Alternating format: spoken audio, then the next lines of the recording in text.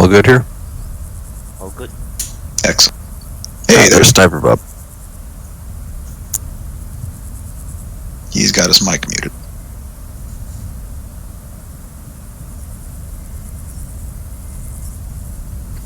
Sniper Bob, man, you got your mic muted.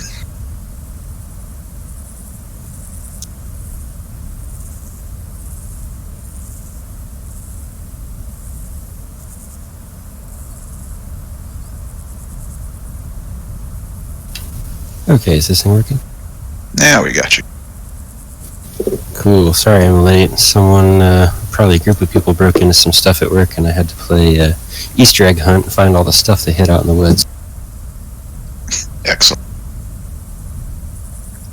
So, Thud was the only other student for tonight, and he does not have power because there was a storm blowing through Ohio, and clearly the power company has not repaired the power lines yet. So, Sniper Bob is going to be the lone AIC student. Uh-oh.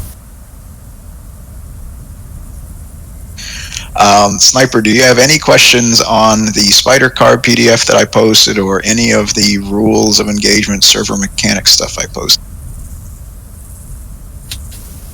No, I didn't have a chance to fully go through the Spider Card stuff, but it, I went through the first probably 3 or 4 of them, and it made perfect sense, so it seems like the same stuff we've been doing.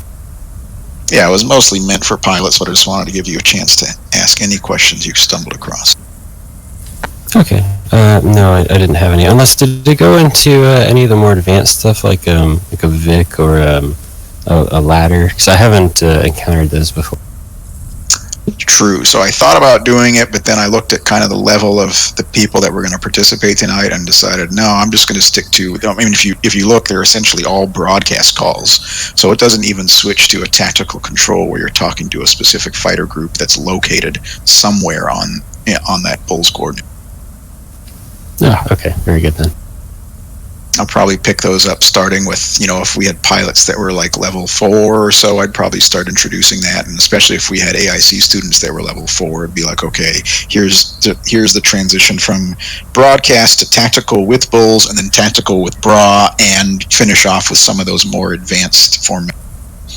But doing like a dedicated advanced formation drill, like, you get 20 pictures that are presented, that's like AIC level 5, maybe 6. Gotcha. Okay. Okay, then. Let me turn it over to Fa to talk about the AIC portion tonight, and then if there's any questions about the pilot stuff, I'll answer them. But the goal was to reduce the amount of time we're in the briefing so we have more time in the cockpit. Fa, take it. Yep, absolutely. So I'm not going to go in detail here because I think pretty much everybody here has seen the briefing. Sniper Bob, you've been with us for multiple weeks, so you're going to be kind of the lone guy tonight. So we're not going to be doing the switching back and forth between all the different AIC controllers. Though if you want at any given time, maybe after Ron, if you want me to do something, do one, I can do that as well. But primarily, Sniper, you're going to be running the show tonight. Of course, I'll be talking to you, kind of giving debrief items and things like that. For comms lineups, so we'll just run 2 frequencies there between the fighters. So we'll run AIC 1, that's going to be on 134.00. That's where you're going to be talking primarily to Sniper Bob as AIC, call sign Magic. That's where you're going to be getting your picture calls. And then for the fighters, you can do all your coordination on TAC 1, which the frequency is 257.00. Probably one of the other thing is going to change this evening is going to be the location of Bullseye. So Hawaiian, if you don't mind posting the new coordinates for Bullseye there in the chat, because that's going to be different than what we've done over the last couple of weeks. So the things we're going to try to force tonight, we're going to try to force some good VIDs. Again, that's what we've been doing over the past few weeks, but typically it's been going in and you've been going in and getting a good visual on there, and once it's been identified as a enemy type of aircraft, usually it's hostile at that point. But we're going to throw a little bit different things in the mix tonight, meaning you got to go in there and get a good visual ID on it. It's not going to be as simply as, hey, this is a MiG-21 or this is a MiG-15. You got to try to get a good wing status call. All right, so this is going to kind of start driving some of these ROEs that we've kind of talked about in some of the previous sessions. So get in there, get a good VID looking at the wings. Are the wings dirty, meaning they've got munitions on there, or are they wings clean, because that's going to drive some of the ROE that we've got tonight. The other things that we're going to throw in there, and this again is going to be real world type stuff. We've got some commercial type airliners in there. We'll work through some of that as well for some of the picture calls. If it's an unknown, we'll call that group out there. You've got to get in and get that good visual on there and call that back to AIC. And then from there, we'll kind of tell you what to do from that point on. So we're kind of going to start throwing some new things in here. Again, from an AIC perspective, but also a little bit of pilot training to force those good merge mechanics and make sure that you get those good VID calls back to AIC for those declarations. The other things as we progress into some of the later runs tonight, we will throw in some pop-up groups. So as before in the last few weeks, or all the sessions we'll be doing really up to this point, these are benign type of contacts you're going in. So they're just out there orbiting. They are not going to come after you. You'll be able to get in on their 6 o'clock. They'll be able to get in a good VID and things like that. But what we're going to start throwing in here is now we're going to start throwing a little bit more reactive type of aircraft in there. So maybe some of the later runs, I'll kind of bring in some of these hostile type aircrafts that are going to be pop-up groups coming out of either Krasnodar or out of Mykop. And again, I'll coordinate that through AIC for those comm calls to get that picture SA out to you. But so be advised, some of the groups you may be going after tonight may start to go a little bit more on the defensive there and coming after you and start engaging and deploying missiles out there. As in all the previous weeks, you've got unlimited fuel, you've got unlimited ammo, and you've got you're invulnerable. So even though they're going to shoot at you, you're not going to die or anything like that. But again, it start practicing. All right, now you're actually going up against things that are going to be reactive to you. There's not really too much else to talk about. The only other thing is I'll say for coming off the carrier, if you decide to come off the carrier, if you come off of a land-based airfield there, go ahead and set your initial rendezvous point. We'll go ahead and set it overhead MOM, which our TAC hand should be 74 X-ray. So we'll establish a flight altitude of 20,000 feet overhead MOM for the rendezvous point. So once we clear out of the brief, jump into the jets, do whatever you need to do. Again, get your comm channels lined up. I'm going to say it again. The 2 frequencies are going to be 134.00, but that's the AIC. And then you're going to be running your TAC frequency on 257.00. So over to you, whichever radios you want to put that in, feel free to do that. Anything else? I think that kind of covers a lot of the basics tonight. Like I said, we've got some repeat players here, so we're not going to dive into all the briefs and go through all of them again. Quick question on guard monitoring. I think we established last time around we can't monitor guard. SRS won't let us. Is that we're all good with that? Yep. Okay. Follow-up question for you. AIC intercom, are we on channel 20? Was that the... Yeah, between you and I there, Sniper Bob, we will talk on back channel intercom 20. Copy.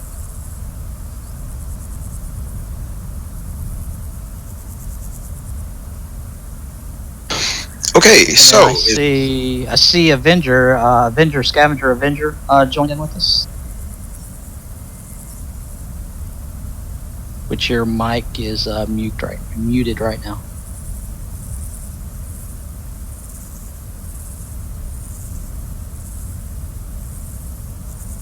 is anyone flying a jet other than the F-18? Excellent, okay. So as before, it's best to just use the mechanical switch by your pilot's left thigh to turn the radar off entirely. We're not going to use the radar tonight.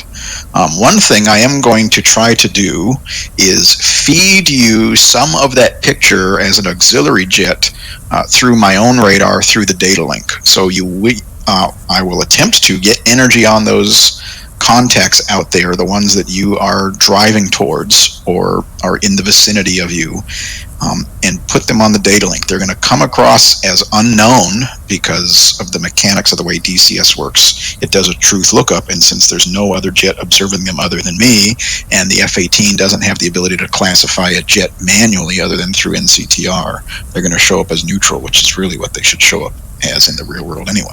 So you will get some additional SA compared to what we've had before, where we had nothing coming through the SA page, the data link, other than friendly jets. Any questions on that and how they're never really going to be anything other than yellow unknown kind of staple icon?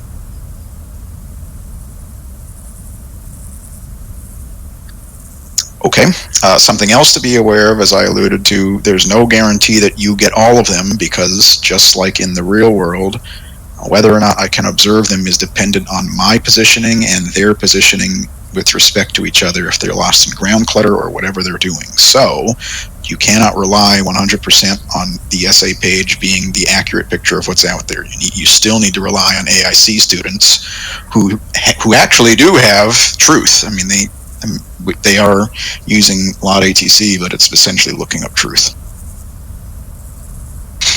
Okay, any other questions before we hop on the jet? Did SC Avenger get his mic sorted? I think so. Yeah, Roger, did you have a chance to look at the pilot ratings, and do you have an idea of what you would rate yourself? Provisionally, I'd gonna say P3. Excellent.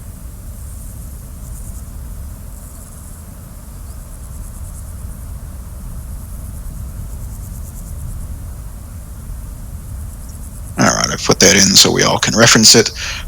So we're going to have a single flight of 3 F-18s. I'm assuming you're flying an F-18 SC Avenger? That's right. All right, so you guys are going to be overhead mom. What call sign you all want to use?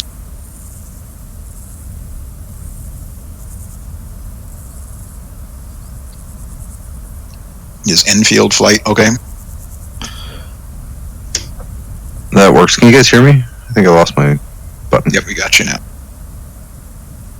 Yeah, Enfield works. Of the 3 of you, anyone feel strongly about being flight lead?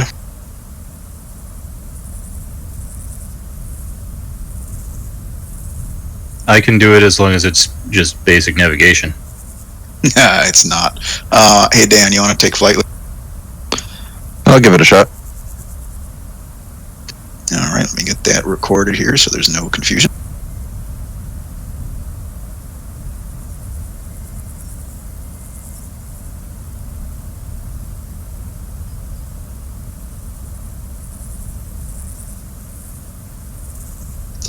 All right, so Bullseye's in the AIC Session 7 chat channel and the Enfield flight with your flight numbers. Enfield 11 is Dan, Enfield 12 is Marla, Enfield 13 is SC Avenger. When we hop in the game, you start your jet should actually be started, so make sure you do a comms check on 257.0 and 134.0. Make sure we can all talk to each other. We're going to mute our mics here. Discord is going to be a fallback in case comms break SRS comms break for whatever reason. But everything we do tonight until the final debrief at the end is going to happen in SRS. The final debrief happens in Discord, and unless SRS breaks, we're going to have our mics muted. So last opportunity for questions or comments here in Discord before we hop into the game in SRS. Is the server connection IP only, or is it show in the server browser? It should show in the server browser as well, but the IP ensures that there's disambiguation. Okay, just for good luck, what's it called in the server browser? I think it's posted, if you scroll up a few lines in AIC 7 session at chat, it should say Okay. right above the IP. Should we put like smoke pots to make us identify ourselves in case we can't see each other? You could, but really what is supposed to happen is if you lose each other, you should be asking the AIC control. So, I mean, smoke is legit when you're over the carrier and we're kind of doing the debrief and we're kind of off mission, so to speak. But during the mission, you shouldn't be using any aids, visual aids that you wouldn't have in the battlefield. Gotcha.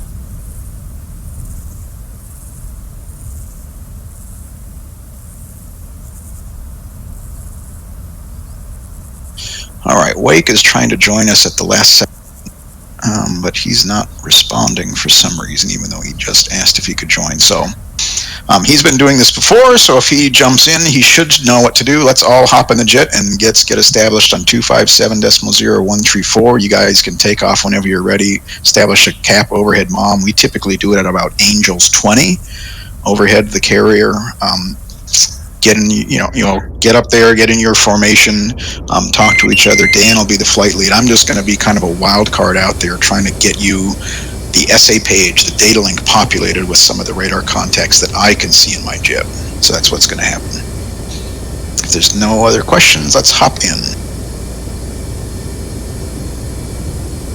All right, hop in your jets. And mute your mics here.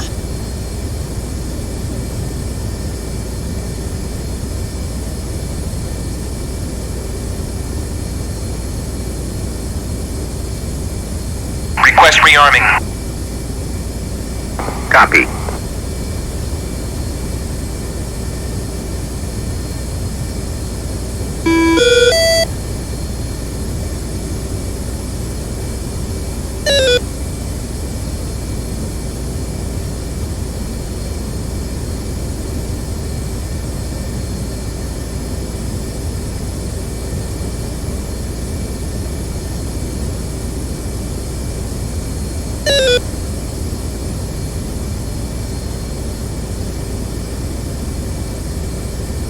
Rearming complete.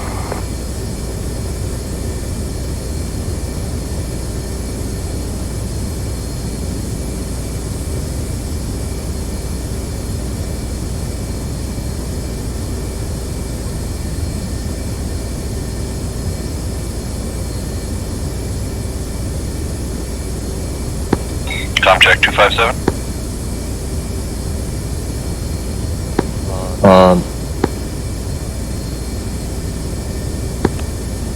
Loud and clear, over.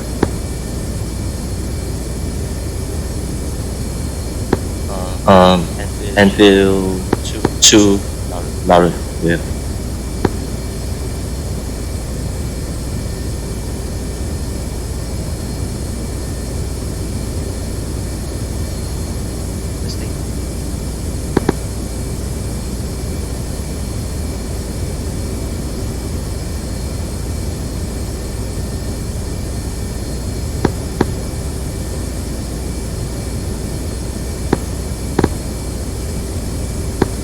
Comms check on 253.0.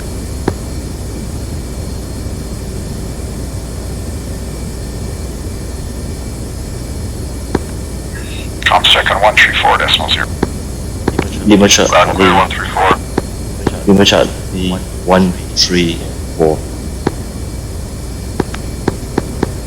Comms check 257.0. Lima Charlie, Loud and clear. 257. Comms check 257. Happy, loud and clear, how many?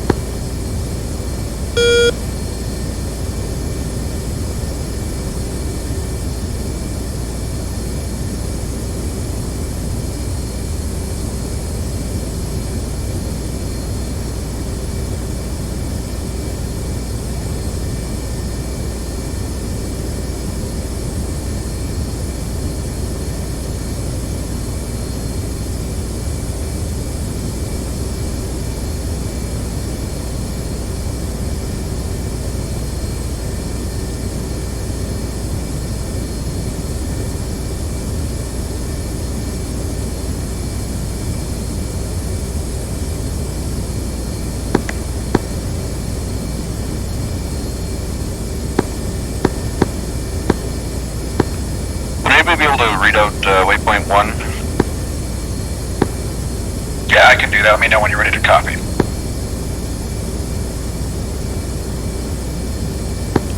Ready, copy.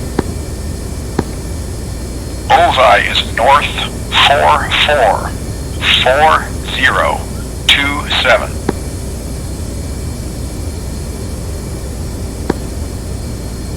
East Tree Niner 1026.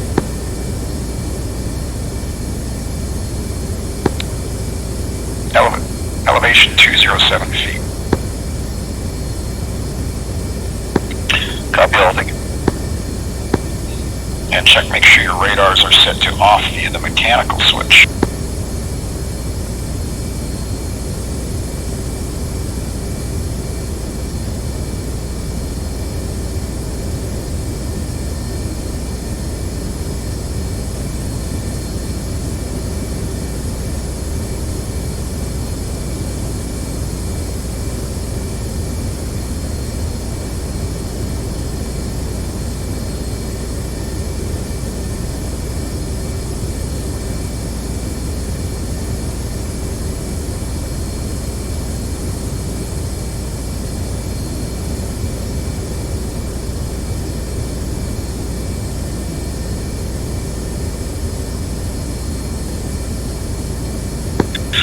Bill 1-1, ready to taxi.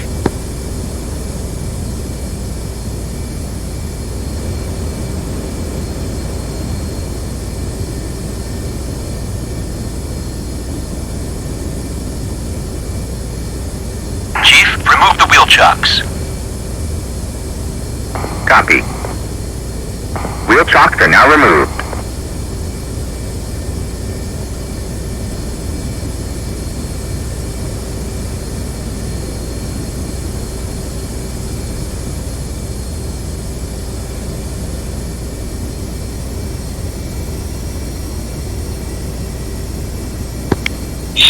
Magic, comm check on 134.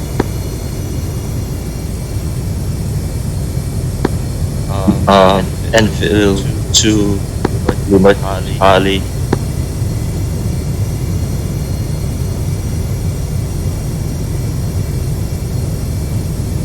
Hey Dan, can you hear me?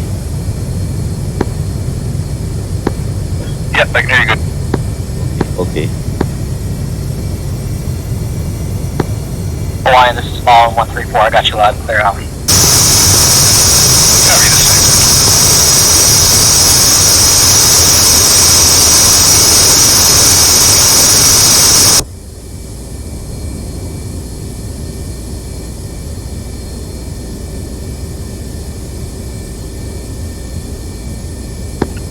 Crap, I accidentally just clicked repair. Is there a way to cancel that? Just respawn in your chip. I'm gonna sign off for 1 minute.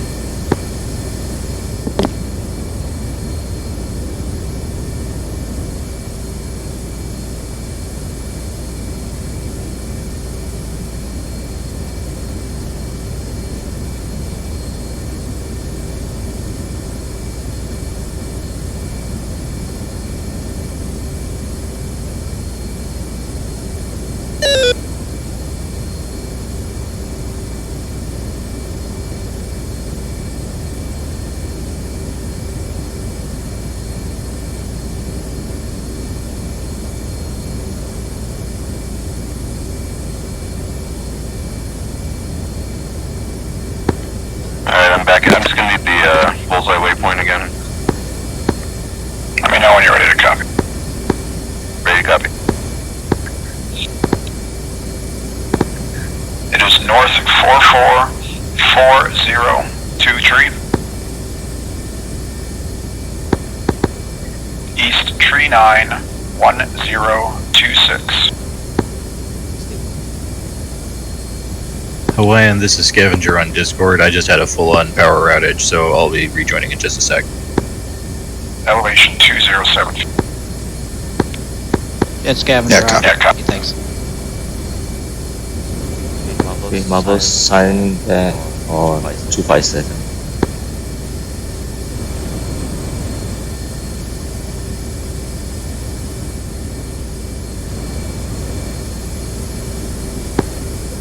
I heard you on 257. And could you turn on your data link?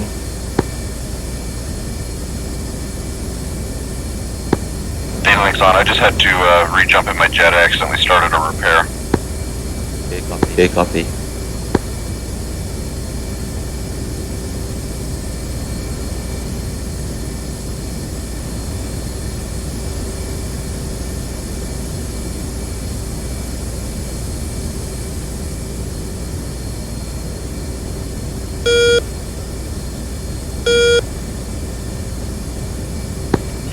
I'm just arming up. We'll be able to taxi in a second.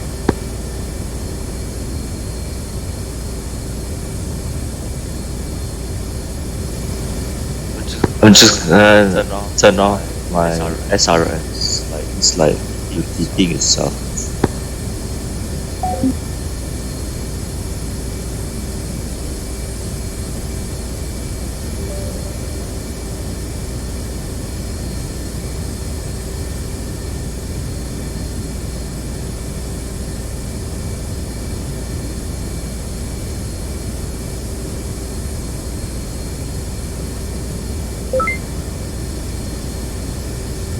Radio check 257. Arrived, clear 257.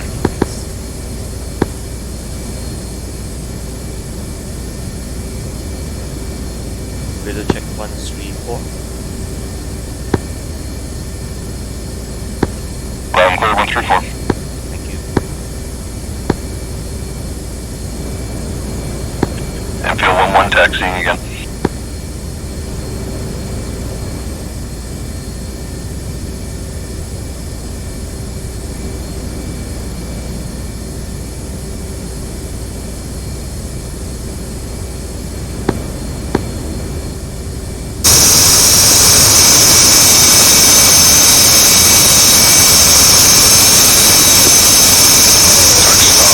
On 134, be advised this bird only has 2 radios, so I can't listen to on cheerleader. Copy, no joy cheerleader.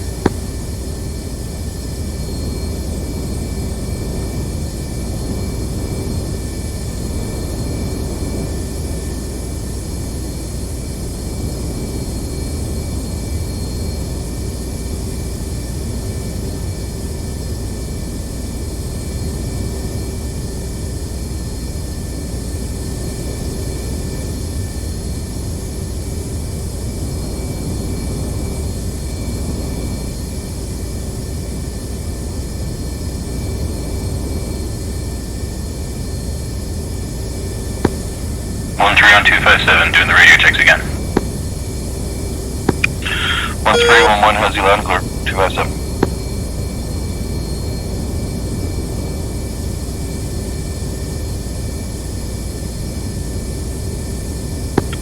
One's launching.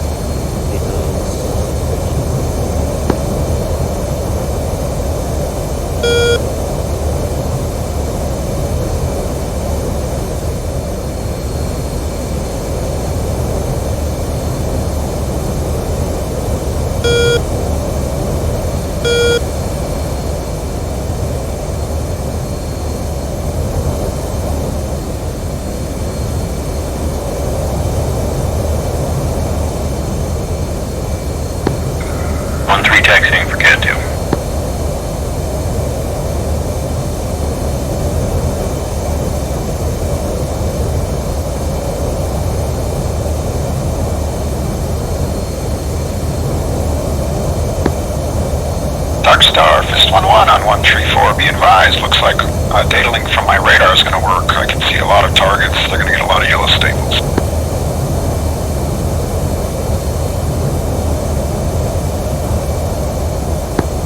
I can confirm we got lots of yellow staples.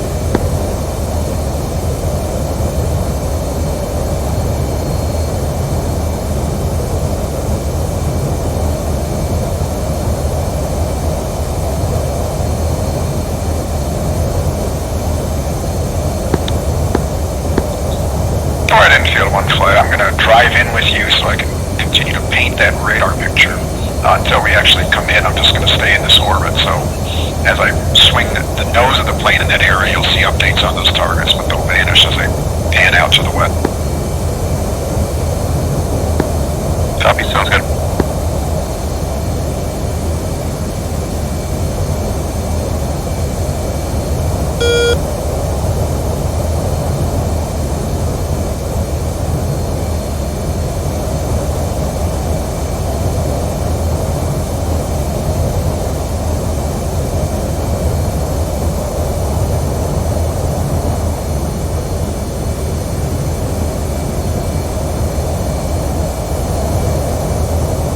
Are you still on Wicked Mom? Copy, 1-1, still overhead Mom. I'm currently west, approximately 9 miles. Okay, copy.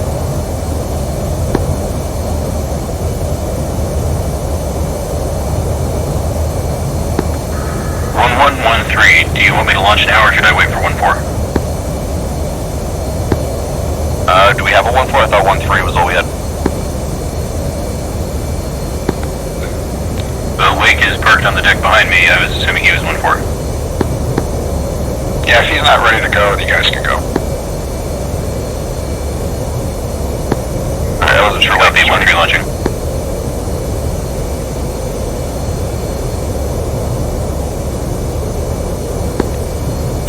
I think you're directly opposite in the orbit I am. If you look towards the carrier, you should see me. I can see 1-1. Can see. Yep, okay, I see.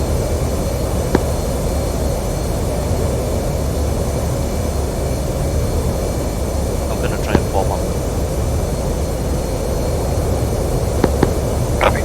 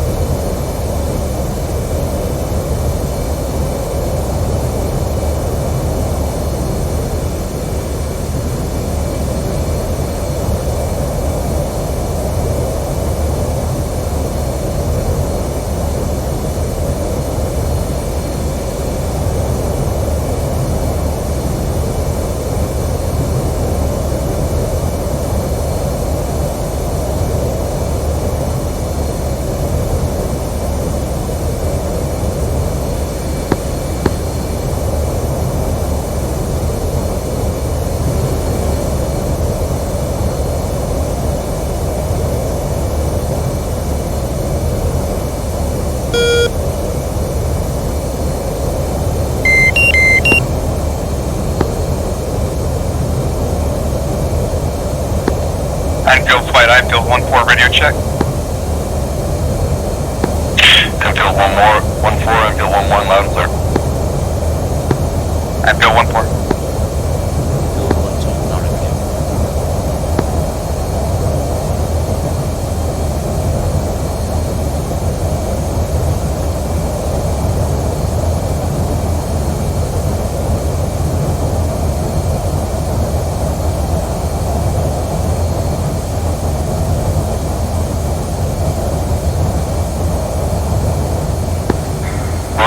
Are you trailing smoke? 1-2 is trailing orange.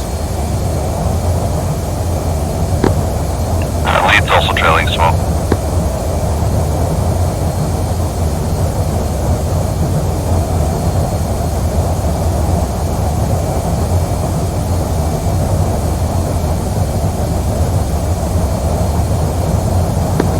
Alright, 1-3 is coming up on someone's 5 o'clock. That'd be 1-2. 1-1, I just killed my smoke. You guys should both be visual, let me know. 1-2 is visual. 1-3 visual.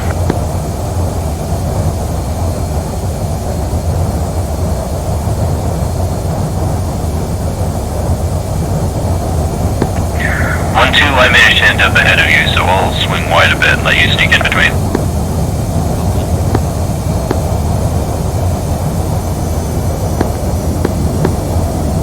You guys ready to start this thing? I'm ready to go. Magic, fist flight, you ready to start? Magic, I think so. Let me converse with Fog. Just 1 second, stand by to figure out who's the target group here. Will come. Looks like 4 just launched as well. Enfield flight, Enfield 1-4 airborne.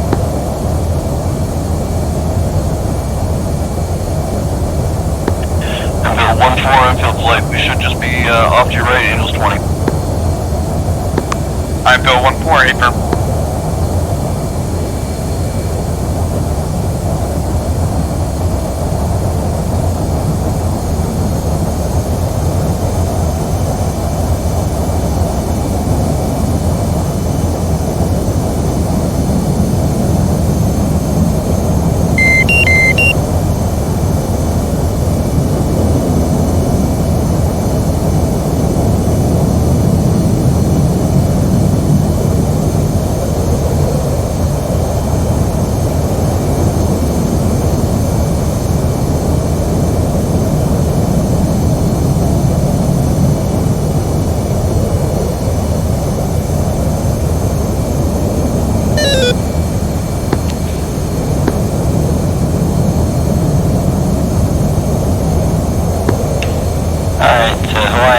Magic is ready.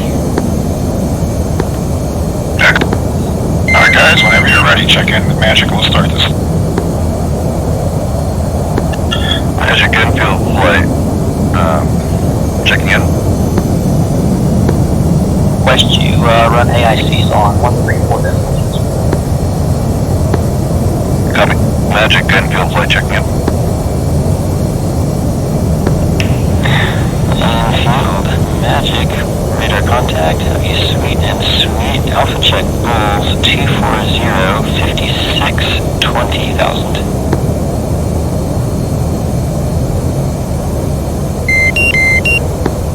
I believe we have goals set differently. Alpha got 184 at 18.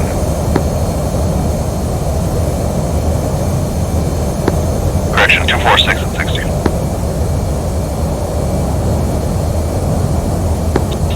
Okay, yeah, that's close enough. I think it might be magnetic versus true north here, but we'll run with it. I was reading the wrong number the first time. We're good. Alright, Enfield, picture, single group, goals 276, 23, 13,000, track southeast bogey.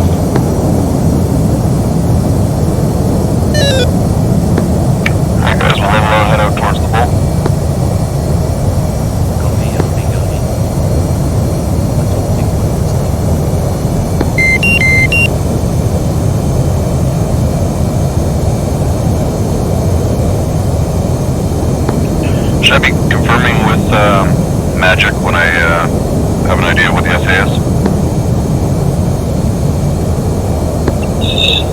needs to know what you're doing. He's got no idea other than what he's got on his screen.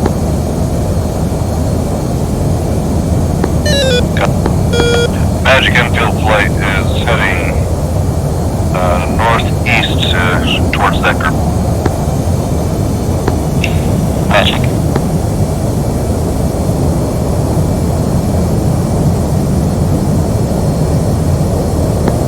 Loading up 3-5.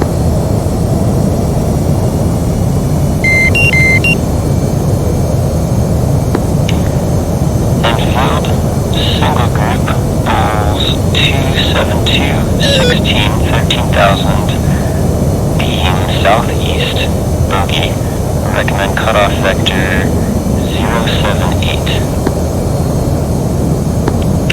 Enfield copy, heading 078. Turning right 078.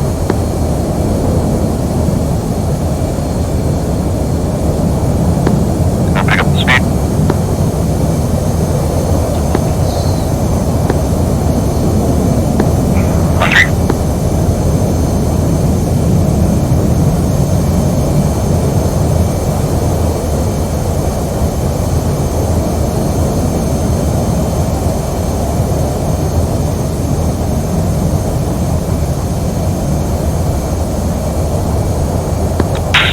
Check your radar is turned off.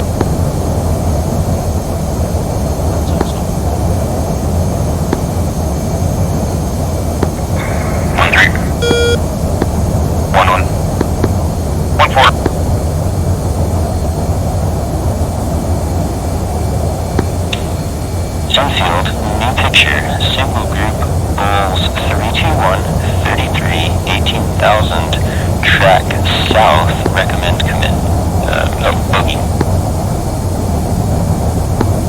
Enfield 1-2, commit, single group.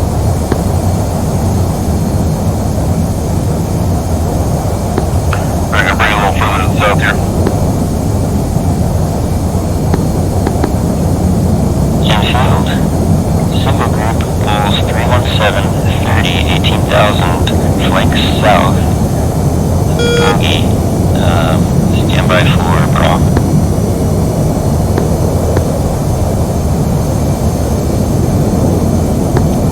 Okay, Enfield 1, single group, bra 030, 44, flank south, bogey, recommend cutoff vector 055. Enfield 1-2, 1-1, turning 055. Turning left.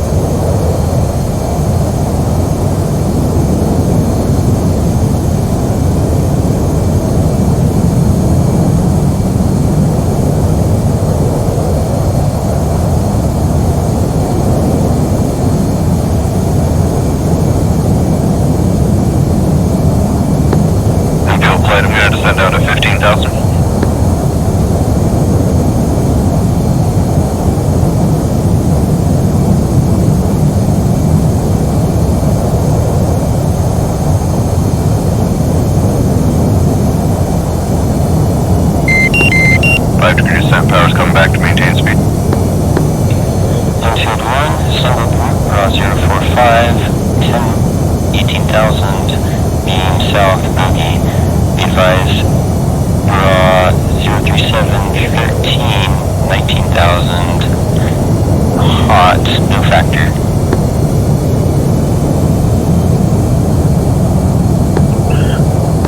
Copy, no factor.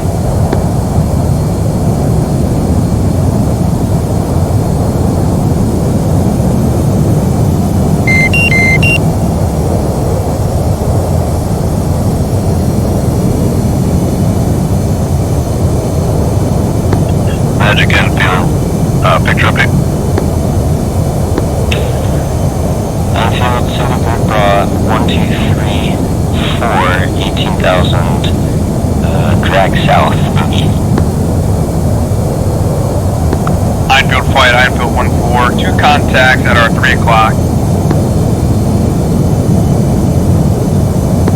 Copy, I think that's our no factor. Where's that then? Ironfield 1-1, say status, central over to Magic.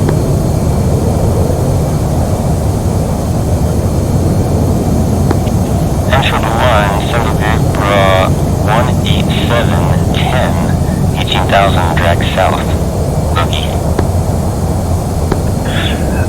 Copy, infield 1-1, turning south to follow. I think we have tally. Alright, climbing back to 18,000. For some reason I have 13,000 in my head.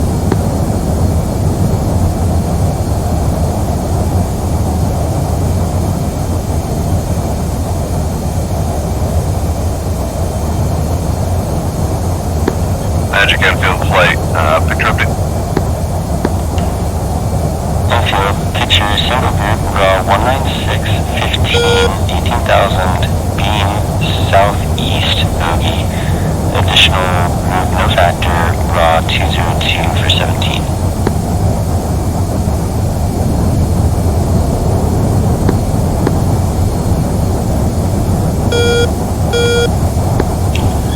Infield, recommend cutoff vector 145. Magic infield, we have the targets in sight working around. Alright, Magic. we'll go ahead of these guys a bit. I think it's the group right in front of us, too.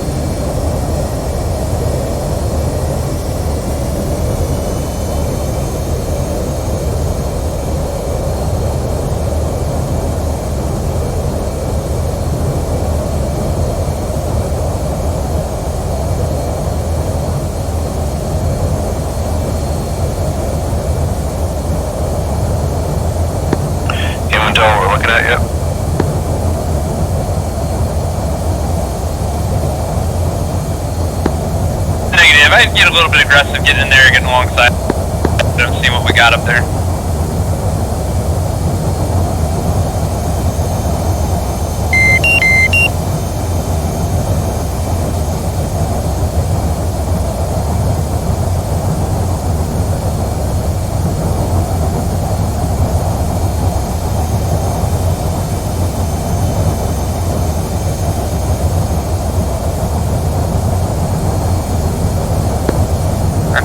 Hand back as your top cover. Looks like a pair of Tomcats. 1-3 concurs, 2 Tomcats. Magic Enfield flight, we have 2 Tomcats. We're able to get any markings, Enfield 1-1, Iranian, US. Looks like US aggressors. Enfield 1. Possible friendlies, disengage. Copy, Enfield disengaging. Alright, let's head off to the south.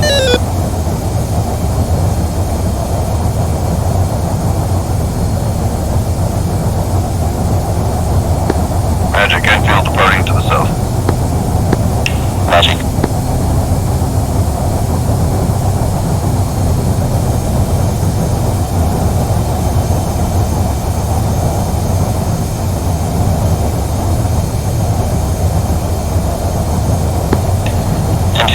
Recommend flow west.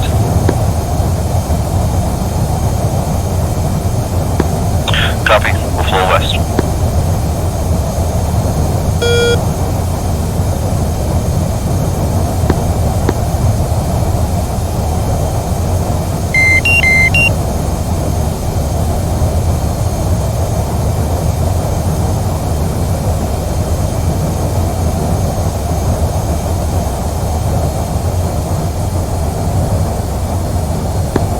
I couldn't tell what those markings were. The side number was written in red, usually that means aggressor. Continue flowing west. Magic Enfield, continue to flow west. Yeah, I just want to see if they're going to throw us kind of a funny. I don't know if there's Iranian kits out there for the Tomcat, but that'd be a good exercise. Yeah, that's kind of what I was expecting there for a minute, but it's hard to say.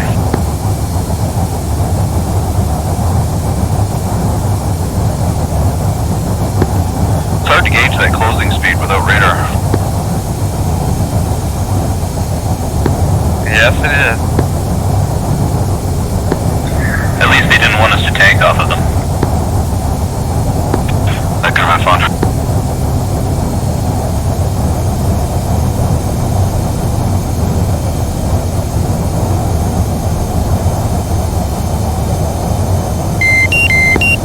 By the way, was there a particular formation you wanted? Negative. I'm not usually lead, so this is a whole new experience to me, so anything you recommend? I think this loose formation is probably as good as it gets, as long as we're shivering. Symbol group. Draw 114, 27, 16,000. Track north bogey.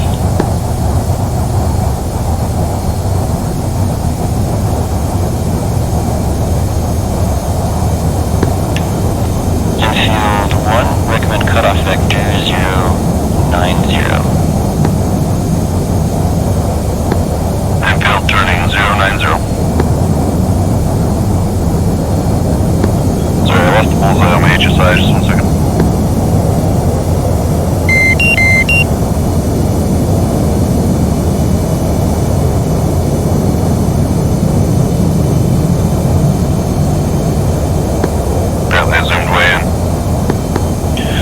Magic Enfield picture.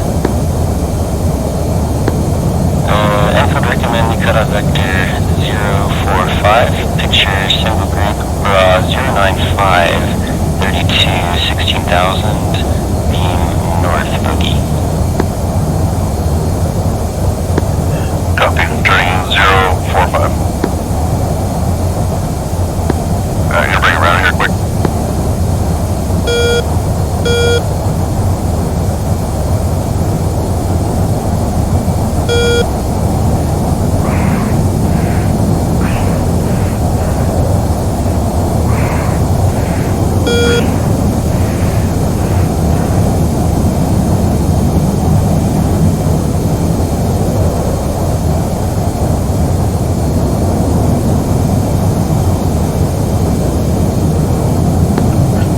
up to 20,000.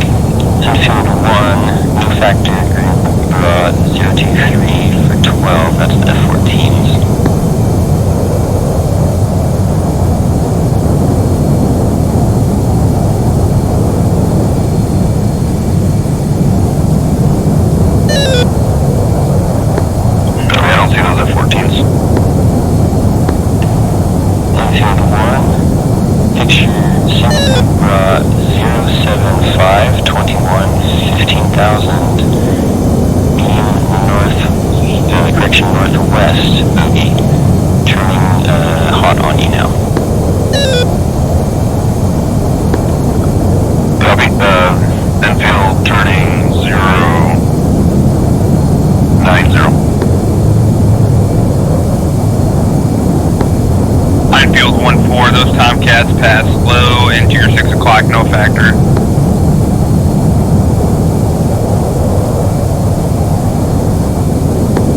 Enfield 1, single group, 085, 10, 16,000, hot bogey.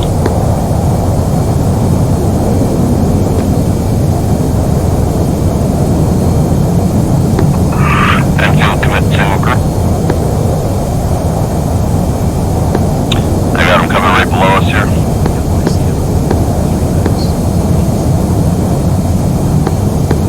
Enfield tally 3 ship. I'm gonna come around behind him here. Gotcha.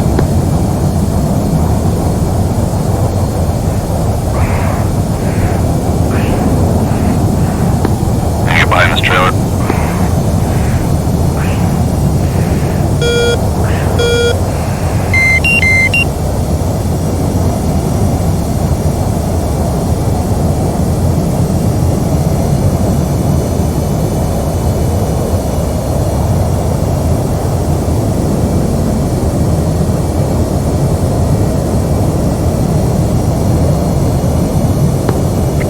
I'm in 23.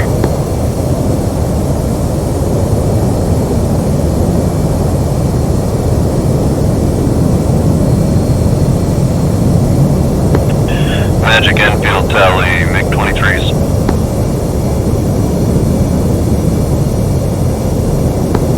Taking your word on it.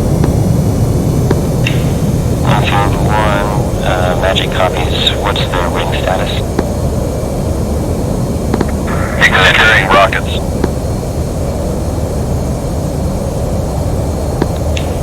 Enfield 1, MiG-23s declared hostile. Enfield copy, MiG-23's hostile. Alright, we'll engage. 1 will take the trailer here, then I'll break low. You guys can take the 2 in front.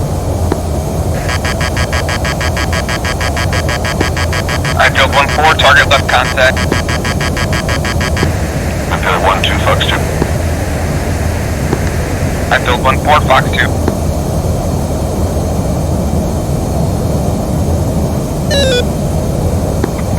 On 3, Fox 2. Splash 2. Splash 3. And Magic Enfield, Splash 3.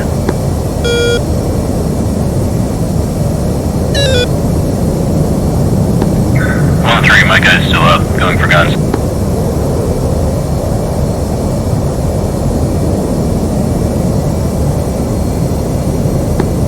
On 3, 1-1's following for cover.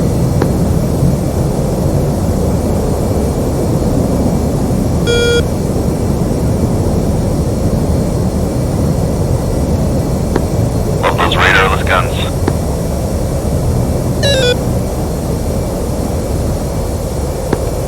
Alright, Enfield flow back out to west.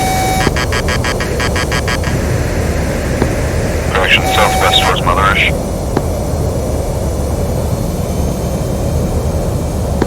Magic Enfield's flowing southwest.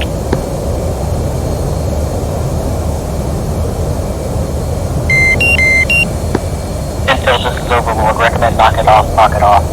Slow 250, run through the overhead bomb. One copies.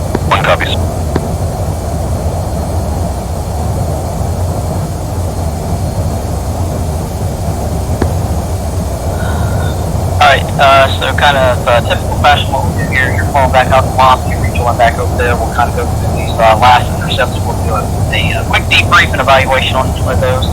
So I'll go ahead and kick it over to Sniper Bob as the AIC controller, kind of a self-evaluation there, and then I'll kick it over to the Intel flight back and I'll provide my overall. So Sniper Bob is AIC qualifying Magic, looking for a self-evaluation on that last AIC. Yeah, I think it went fairly good. We unfortunately kind of put you guys in a tail chase with the F-14s, and that kind of ate up a lot of time there, so sorry about that. There was quite a lot going on, picture-wise, that you guys, well, you probably did see it on the essay page. And so I was chatting with Fa pretty much non-stop about how to handle all those different contacts.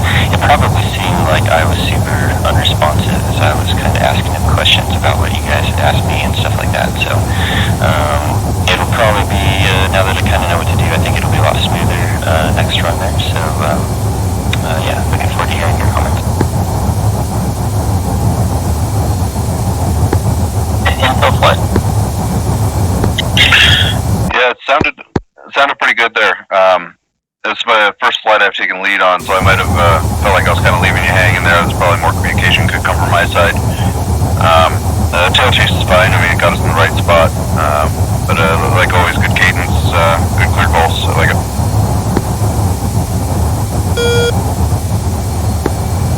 Infield 1-2, any feedback?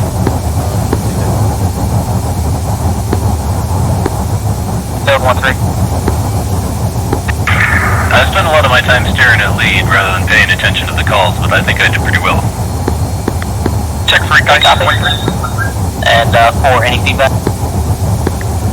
Yeah, the only thing I got is when we were going with that first single group, the Tomcats, the last call we got was a brawl call where they're at 10 miles, and they were beaming towards us. We passed over them, I believe, and they kind of hung off, like took off to our 3 o'clock.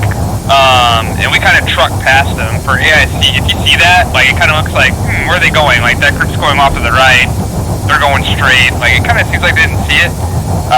Go ahead and pimp us with the brawl call. I mean, I get it, we're getting kind of close to the merge there, but that was kind of one of those, like if it blatantly looks like we didn't see something, you can step on the mic and save the day. Yeah, I also had it tuned to 257, so I was listening to you guys, and I probably incorrectly didn't want to step on your transmission, but I probably should have, though. Yep, copy that. And so I will tag on to that. So I know we talked about the comm prioritization. So the comm prioritization is usually it's kind of reserved for the AIC channel. So as AICs, yes, we're listening to the TAC frequencies because that's the freak for the strike fighters to do their coordination on. But if a piece of information needs to get out, and if they're talking on TAC, don't worry about that because that comm prioritization does not adhere to the TAC frequency. So for AIC, if you've got a piece of information out there, if they are talking on the TAC frequency, go ahead and step on the AIC frequency. You've got to get the information that's out there. And so Intel 1-4, you're absolutely correct. So as AIC, we kind of start blowing strict capacity, and so Sniper Bob's AIC, we're talking on the back channel there, and we need to give an updated call here because they don't have situational awareness. So on some of the calls out there overall, Sniper Bob, like I said, we'll say it again every week, we've got good, nice, calm, smooth, slow, calm cadence to follow. Call sign usage there, we talked about on the very first broadcast call.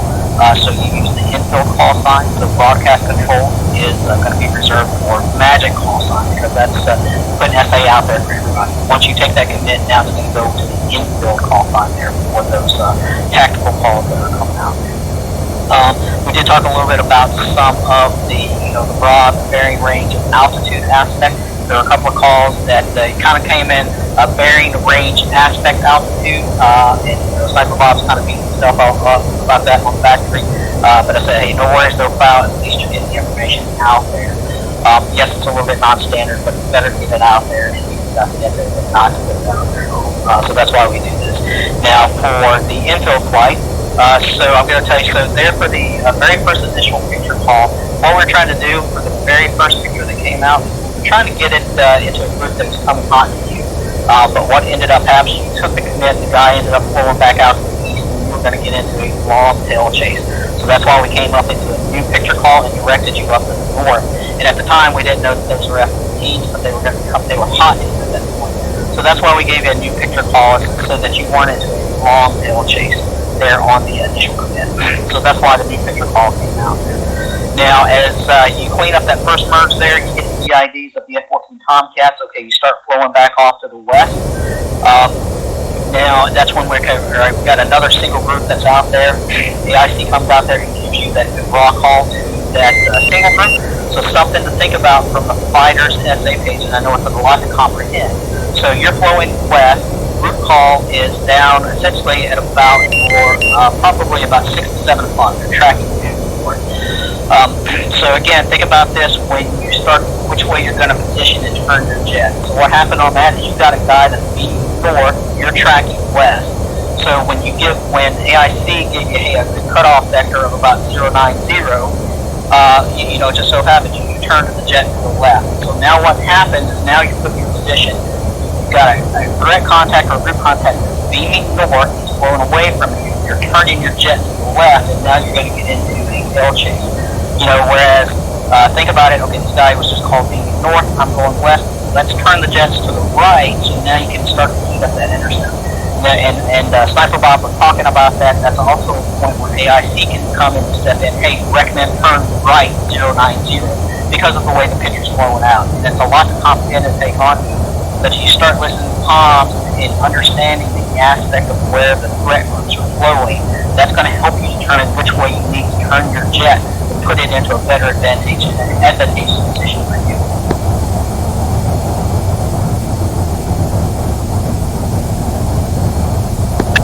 Yeah, Field 1-1, copy all. Yeah, it's a bit overwhelming. It's the first time out here lead. I'm trying to do a lot of things here and just kind of losing the picture. No, hey, I understand completely. Trust me, if I'm sitting there, I have a hard time flying them as well. It's easy for AIC to extend that with the 50,000-foot view of what we're looking at. We've got the overall 360-degree SA, and you're looking straight out of a scope shell there. So it is a lot to take in, absolutely. It's just, as you get, and we see this week in and week out, the first runs, people kind of fumble around with it. But by the time you get to the second and third run, you kind of start to see all this stuff melding into, all right, now I kind of have a good visual of where these threat groups are at. Maybe this is how I need to position my jet. And then the other thing, so is what AIC is doing on the first run, giving you the good cutoff vectors. And probably what we're going to see as time progresses, when it comes to more runs, you're going to start within your jet, you're going to be like, all right, you guys are beaming to the south, I'm going due east. I need to position my jet a little bit further to the south there so that I get a good cutoff vector. And actually, I did hear Infill flight do that on a couple of times, therefore, the latter part of the engagement. Hey, all right, let's go ahead and turn to the right here to heat up this intercept a little bit so you're not getting into that tail chase.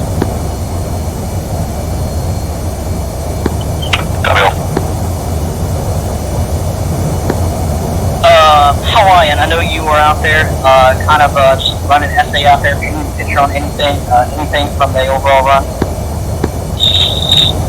Nothing about the overall run, but Dan, if you want to, Wake may be able to take up the 1 position. Yeah, I was going to request if Wake could take the 1. I think he'd do a better job up here. I'd learn more from following him. Sure, I can take the lead for a couple runs. And I'd feel 1-1. Just remember, like, the strike qual for a fighter pilot is a big deal. Nobody does a great job out there. No one does a great job out there their first time, and I thought you did a great job, so well done. Thank you. One more question from Hawaiian for the fighter pilots. Did the SA page for all the stuff I was painting help you? There was a lot of stuff on the SA page at points, so it was hard to tell what we were looking at. That could just be me kind of not having full SA, or which one I'm looking at. But there's definitely stuff showing up on the SA that helps out, for sure. Roger. Wait, 5-1, can I query what you guys are talking about on the SA page? What kind of things were you looking at? So I'm flying up here with my radar on. I don't lock anything, but I just giving you overall picture so that when Magic calls out some group at Bulls 25040, you can look at the SA page and see, oh, there it is. So if you're not seeing that, check to make sure your data link is on. Oh, I got you. As in, like, the contact should show up as link contact. Okay, I follow. Yeah, it has to be done by a player because if the in-game AWACS does it, it cheats and uses truth and automatically classifies them as hostile and even tells you what kind of ship it is. No fun.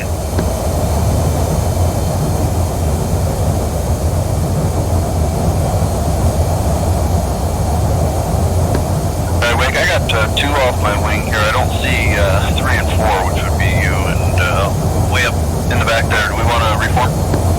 2's way up. Sure, Gary. I can come do a lead change. I'm right behind you guys. I'll hit the power here a little bit. Copy. Is that 3 off my wing then? Yeah, that's me. 3 wailing wings. Yep, I got you.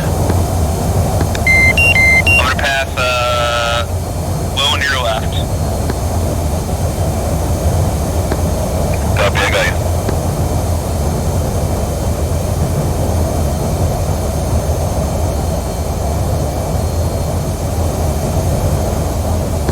So we're missing dash 2, right? Yep, I'm way behind. Yeah, I see you. Okay, that's fine. I see you guys. Magic, I feel fly request a few minutes to regroup formation here. Magic, yeah, that'd be perfect. We're working on the picture too, so. Alright, G, you want to take the 2 spot? I'll take the 4 spot as soon as 3 shows up.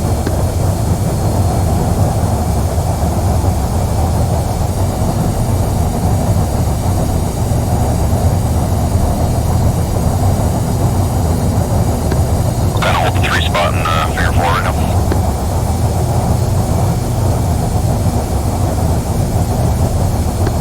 I'm right here already at 1-3. Where do you want me?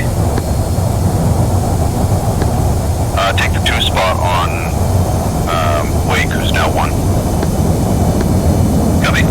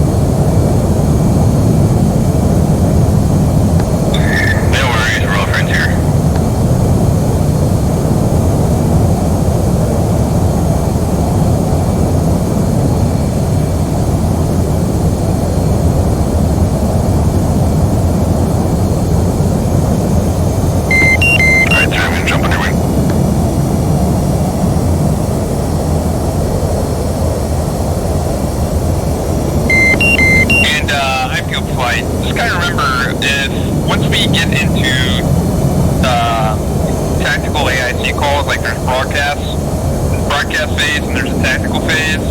If you need SA to something, you can like key up on the AIC freak like Magic, Einfield 1-3, say status lead group, Magic, Einfield 1-2, say Brawl Trail Group.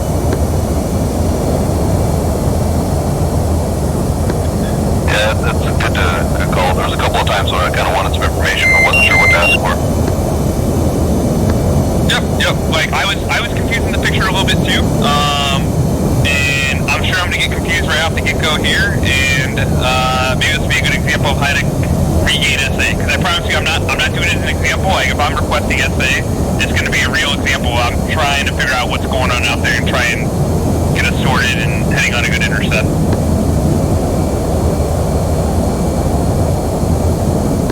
But that's why AIC's it. That's why AIC's there. They're there to serve you. That there is a resource, a piece of information, and like don't be afraid to overutilize them. Like that's exactly why they're there.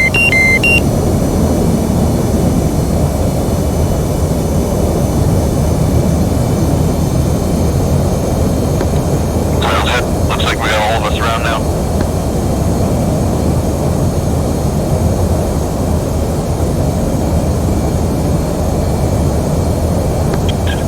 Magic, you ready? Magic is ready. Alright, where'd you go?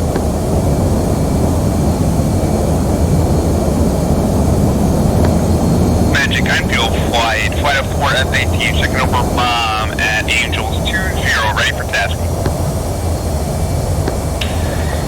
Enfield, Magic, radar contact, have you sweet and sweet, Alpha check Bulls 24369. Magic, Einfield flight, show Alpha check 24963. That's close enough, we'll work with that. Magic, picture 2 groups. First group, Bulls 321 22 15,000, track south, bogey.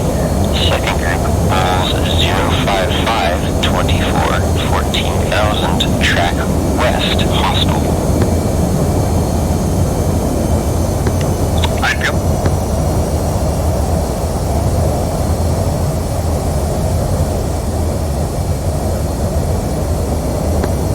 I missed the ball on the second group there.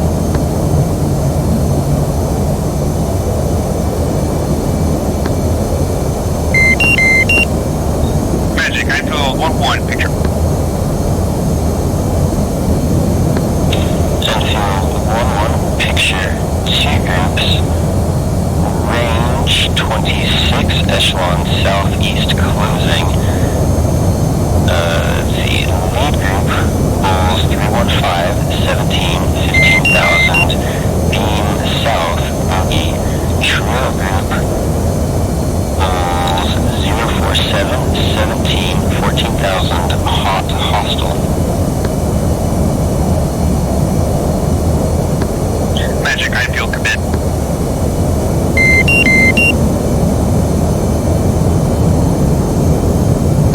Einfield flight right, 060.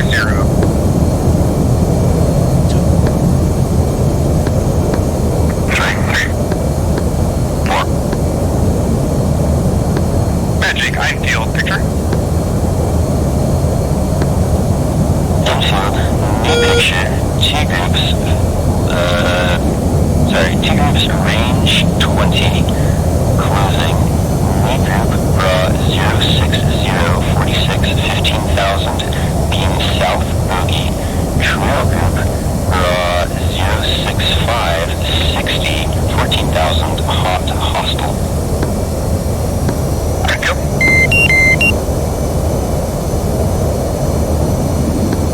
Einfield flights, everybody kind of understand what that means going here. So we have 2 groups, basically one's playing follow the leader. Yeah, it sounds like the hostile group's hot. North of the bowl, I guess northeast of the bowl a bit. Yep, I'm kind of expecting him to cross, but we'll see how this plays out. Magic, Einfield, status, lead group. Enfield, lead group, raw 065 39 15,000, beam south, bogey. Einfield.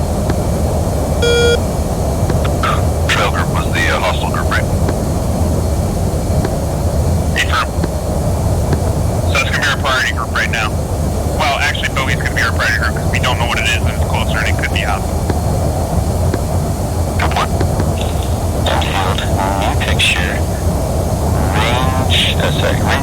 New picture, 2 groups, range 8, echelon northeast, lead group raw 07233, 15,000, beam south bogey, trail group 14,000, hot hostile, recommend commit trail group.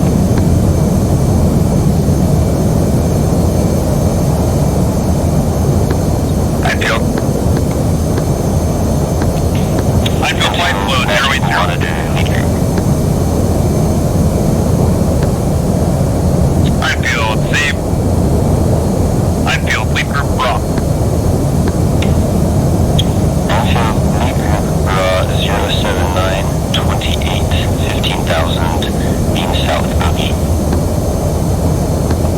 Enfield, trail group raw. Enfield, trail group raw 06226, 14,000, hot hostile. Enfield, target trail group. Enfield, flight left 062.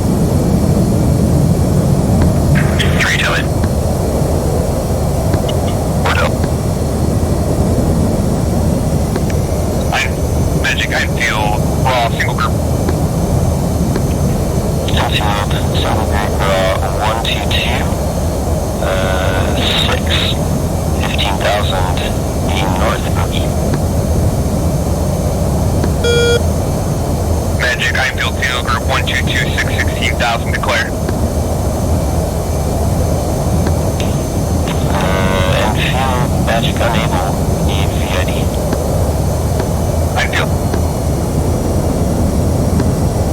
Enfield flight, Enfield 1214, go in for the visual. Enfield 1113 will be top cover.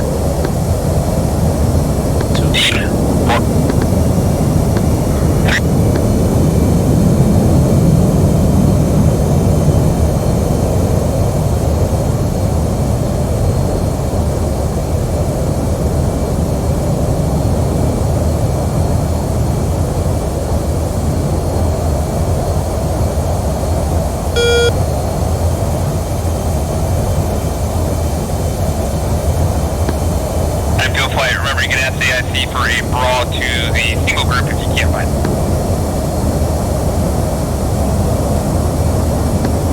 They're putting out enough smoke, it's hard to miss them. Gotcha, Act 21's by the smoke. It's like a commercial jet. It's got twin engines.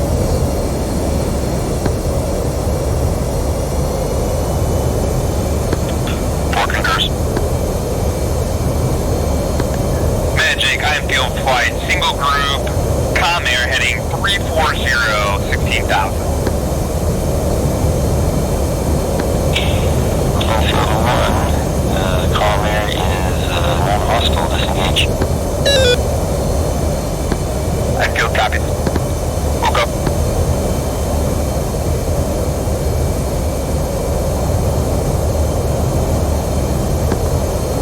Enfield 1214, got you off the move. I'll go ahead to power here and take correct lead position. Enfield, Magic, recommend flow west. Enfield flight, flow west. Enfield flight, flow 270. Flight 99, this is overboard. This is overboard on 134, recommend knock it off. Enfield flight, knock it off. Enfield flight, knock it off.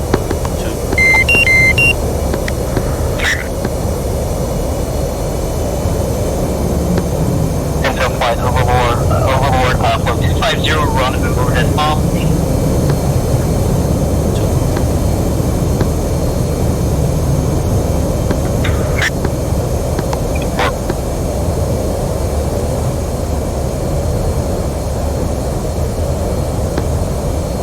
Again, second run, so I'll kick it over to Sniper Bob, Magic at AIC for the evaluation, then we'll kick it over to the flight. Alright, so I think that went pretty good, although I do keep watching the calls, the aspect and altitude. I forget the altitude, I say the aspect, and I forgot that, and I just threw it in there, and so it's all backwards and mixed up, but at least I'm getting all the info out there usually. And then I did accidentally give Enfield flight some info about the trail group when they asked for the lead group. So that was a kind of a big oopsie there. But it looks like it didn't actually mess anything up, so that was good. And then, yeah, I think overall it worked out fairly well.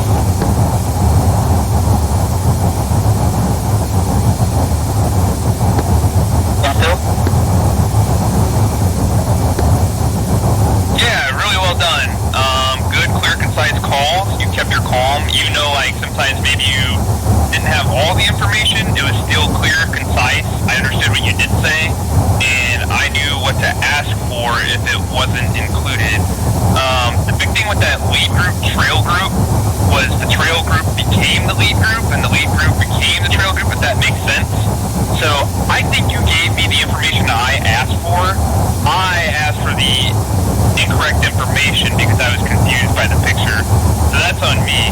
But one thing that you can do to kind of help alleviate that and help kind of be our hero is you can call a new picture and reset those labels and names. Because as you can imagine, when the lead group becomes the group that's furthest away from us, the trail group becomes the one that's closer.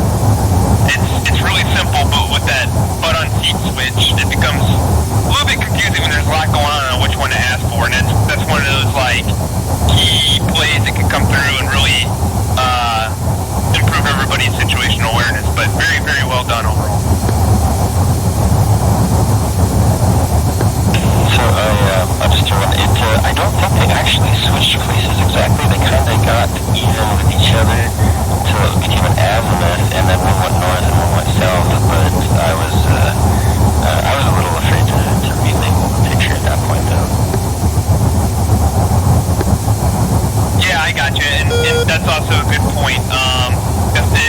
like an azimuth and it starts looking like a range problem, feel free to relabel it as long as we're within the basis of the intercept to do so. Like, I get it, if we're in the merge, it's probably not the time to do it, but we got, you know, some time to go.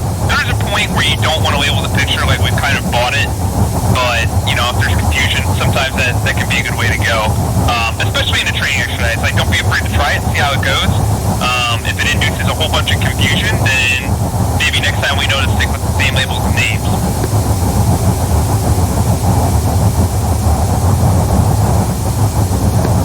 And make no mistake, that's also over to me on confusing those labels and names as well.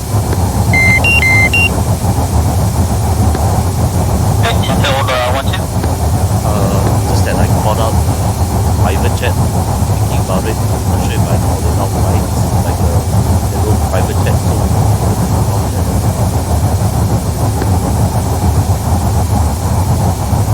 basically, is it the comjet? It's a little private jet, and I PID'd that jet.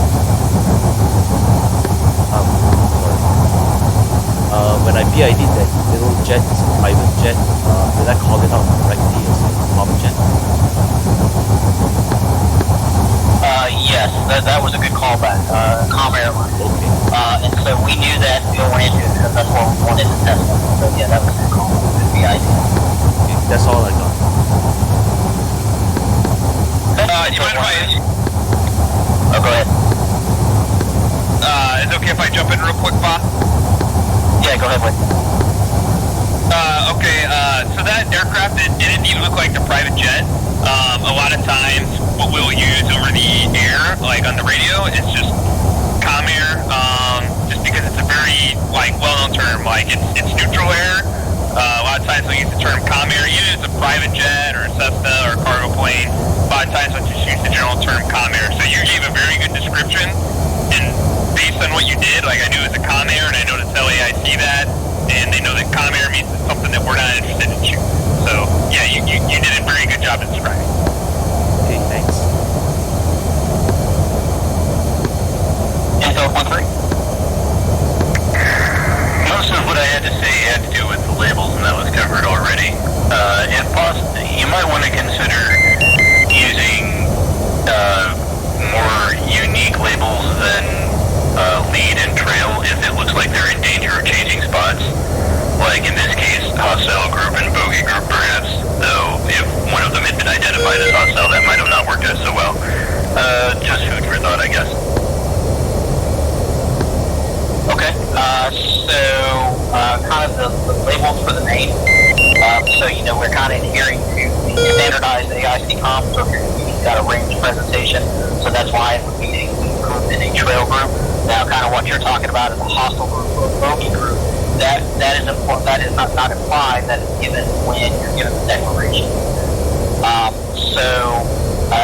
You know, so the lead group, trail group, that's kind of sticking with some of the standardized AIC comps. So if you've got an azimuth, it's going to be a north or a south group, an east group or a west group. And then if you've got walls and ladders, so it's going to be north, middle, south. So there's standard labels that go with each one of the picture presentations.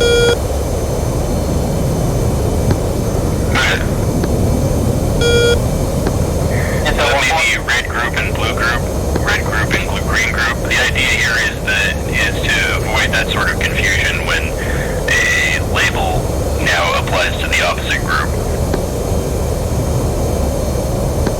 Because standardization is good, but there is the drawback that sometimes it can cause more confusion than it's preventing. I think that's what we might have just kind of needed a new picture to redraw those as either group 1, group 2, or they might not have been trail. I think the confusion is that they were kind of called out as trail, but they weren't going to be trail for long based on the headings they were on. Yeah, group 1 or group 2 might have been a better solution. Or, like you said, just a new picture entirely. Yeah. So yeah, I'm going to agree with you with the new picture call. Now, so kind of as what Info 1-1 and kind of what the previous saying. So new picture calls, but you also have to take a look at where you're at the time. So when that whole thing was kind of flowing out the way it was, you were down to about 30 nautical miles. And So now you're getting down pretty close within range in fighter terms and closure rates. You're now getting down pretty close to where you don't really want to start doing new picture calls. Because at that point, either the section or the division lead, now you're talking on your TAC radio and you're doing your sorting and targeting. And the last thing you need to have come on the radio is a new picture call, and now that throws everything out of what you're trying to accomplish here. So it's going to depend, absolutely, when you do a new picture call. Obviously, if you're a little bit further out, that would be a better time to do it. But kind of the way that situation was flowing out, that was getting way down into the weeds now as kind of info 1-1. They were doing training environments here, so okay, let's try it and see what happens out. But just be aware of that, it's going to depend on how close you are to the threat before you put out a new picture call. And if it comes down, we kind of, as we always say, as I'm saying, AIC, if there's confusion there, and there's no SA, AIC can always go direct to target. Even from the infill flight, hey, infill 1-1, request raw lead.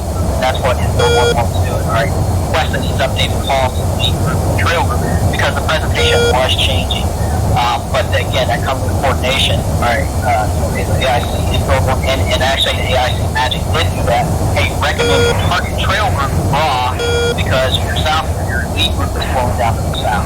So, there's ways you can work around with confusion, and it just goes, hey, AIC Magic, I have no idea what I do, just tell me who I can target. Yeah, and that is a great piece of advice. Directive targeting right there also could have been another, actually probably more appropriate way to solve that situation right there.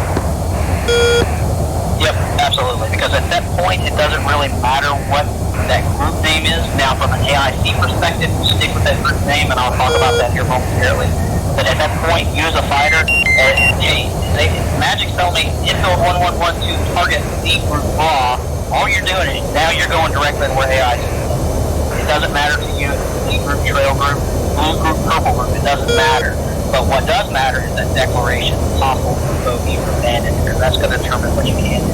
And the way it worked out on that one was the trail group was hostile, so now you're able to engage them without having to go into the AIC. And so that's kind of why I wanted to stress that one on that run with the bogey and the hostile, because one, I kind of wanted to see, as it filled 1-1, what are you going to do here? Are you going to take the bogey or are you going to take the hostile?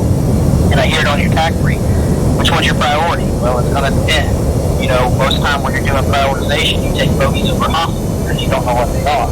But the way that presentation is working out, the hostile group is hot on you the entire time, whereas the bogey group is flying off down to the south. So now you do have to switch your prioritization because you've got a hot factor group that's hostile barreling down on you, whereas this bogey group starts blowing off to the south. So I think that was a good call there for the prioritization and good communications on the TAC frequency to talk about this target. Infield 1-4, so I didn't get any feedback from you on that run. What was your perception? Yeah, everything was good. My only feedback was on where we probably should have asked for a new picture call there with the lead trail. I think we're kind of focusing on both. Yep. Okay. That was a little bit advanced presentation there because of the way the factor group is working out. So kind of feed the new picture stuff to Jeff. Now I'm going to provide some of my comments for the AIC side of the house. So for Magic, you were forcing labels before the commit was ever taken. So you put out a 2-group range call without going to the broadcast call. So we had broadcast calls. You have 2 groups: first group, second group, anchor each one of those groups. Now the way that you can, because a lot of times, we're talking on back radio from the AIC perspective, did they take the commit? Well, we didn't hear that on the radio. So a way you can get through that, so that would be a perfect example on this Magic, 2 groups. First group will 090 15 15,000 track west, bogey, recommend infill commit. Alright, now that forces infill to come up on the radio and say, nope, I'm not taking the commit or infill committing. Now as Magic, you can come back and say infill 2 groups, range 15, open. So just be careful of trying to force a label in a broadcast call. When you did get that picture call out there with the range call out there, so good calls on that, especially with the opening and closing perspective and the echelon component. Just remember, you really only need to anchor that lead group. You don't have to anchor that trail group. The reason being is because when you say two groups range 20 closing, you anchor that lead group. Well, the range 20 in closing implies that trail group is roughly about 20 nautical miles of trail. So you don't really have to anchor that trail group. It all goes back to minimizing the amount of comms in the radio. AIC is magic. The other thing that I noticed that you hit on was there were a couple of times you would come up and say, you said infill new picture, and it would be a range component ranged with an echelon. So really, you did not change it to a new picture. It was just that your picture was changing slightly, aspect. So that didn't warrant a new picture call because it was still the same type of presentation. Now, talking about what we've been talking about, okay, it's going more to the aspect, depending on where they're at the timeline, that would be an appropriate time. Infill, new picture, two groups as the pin opening, and then anchor your new groups at that point there. So just be careful of saying infill, picture, two groups range. Well, we had already been talking about two groups range, so it's not really a new picture. They're just giving updates and kind of the aspect of it in the future groups. You did talk about anchoring the wrong group, and again, this comes into the call sign usage or the label usage between infill and okay, he said lead group is really meaning trail group, and so that got into the point where, and I know what you're thinking from infill's perspective. All right, I'm taking this commit on the trail group, but hey, I'd like to get an updated situational awareness on where that lead group is at. He's still beaming down to the south. And so now it gets to that point where you said lead group, but did you really mean trail group? Well, as AIC, we have to honor what the request is. Infill said, stay status, lead group. Well, that's the guy that's way down to the south, while your nose may be pointed at the lead group. So again, that's where you get into a little bit of confusion in it, and you have to adhere to the labels that are given. Now, what can happen is if infill calls back to, hey, anchor, say status lead group. All right, we give you an updated raw into that, and if that does not make sense to infill flight, all right, I don't care about that guy. Then he goes back, nope, I anchored the guy that's directly off the label. Sometimes you just break it down in comms English. If you forget to label that group, anchor the guy that's right off like that. Nice, simple English, break it down, simple comms. Now, the one thing that did happen on this, and may cause some of this confusion, is so you go in and you engage the trail group, which was declared hostile, so you're able to engage them prior to getting into the merge, which is good. I wanted to drive that.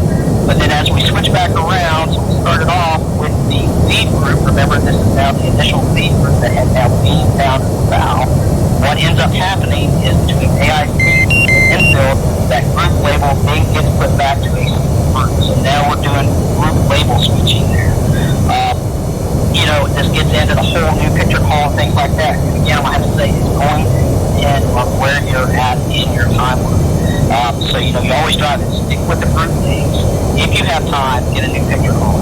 But yes, everybody's absolutely right. Sometimes it may cause confusion, and if it does, you just break it down into very simple comms and things like that. Hey, I need you to engage with group raw.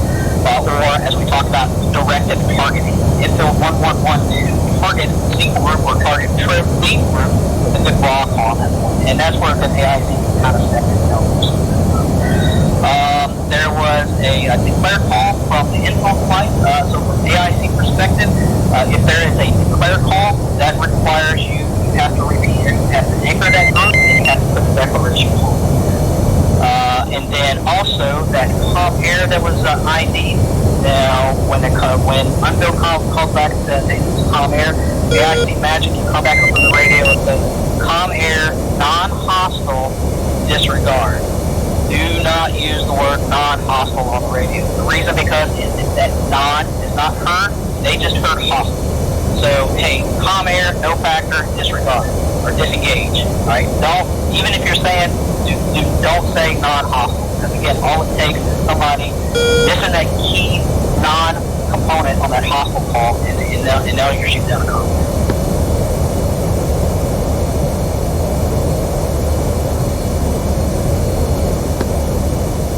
Any questions for me? I feel one. No, that was all fantastic feedback. All right, Hawaiian, kind of out there just listening for the overall essay. Anything from your perspective?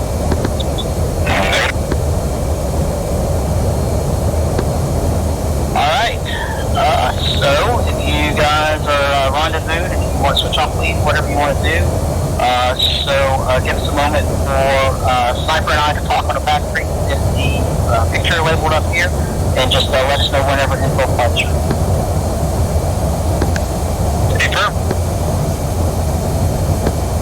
So I'm not quite sure who's who here. I'm right on someone's wing though. 1-2 is the last. Who's trailing smoke? I'm trailing smoke. 1-2. Okay, I gotcha. I think I tried to pass Lion Field Point. I think I might be out here in front. Yep, somebody's way up in front. Okay, so I must be on 3 then? Yeah, 1-3.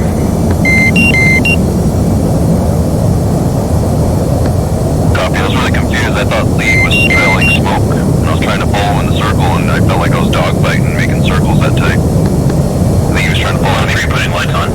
Yeah, that's what I thought too, and I unfortunately, I didn't bring smoke pot, so, I have Mom off to my 9 o'clock looking like feet wet to feet dry, so that's kind of where I'm located if you guys want to form up. Were you guys interested in doing a lead change? Would somebody like to try taking lead? I just like 1-2 distance. Copy. Yeah, I'm still following your comms. That helped me a lot, following you there. If we do another one, I might try and take lead on the last one. Okay, cool. No problem. Alright, real quick, let's do a roll call so I can get a picture of what everybody's voice and their call sign is. So I feel 1-1. 1-2. 1-3. 1-4. Okay, copy. I'm going to circle overhead Mom here. I need about 60 seconds off mic, and I'll report to Magic that we're ready to go.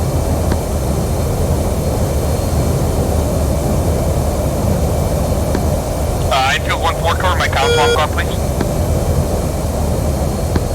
Copy.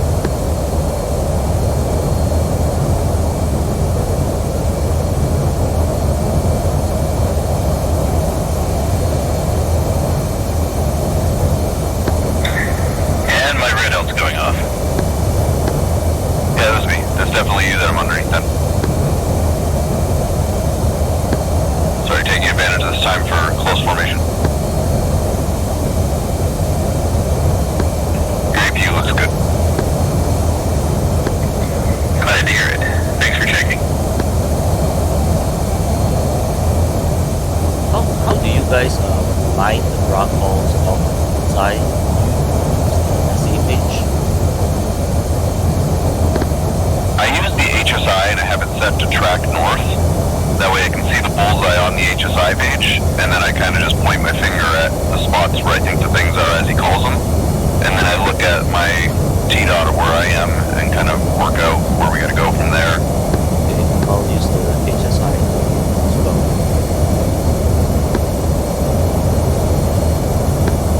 The SA page is probably a better spot to do it, but I'm not good enough to work out the directions while it rotates.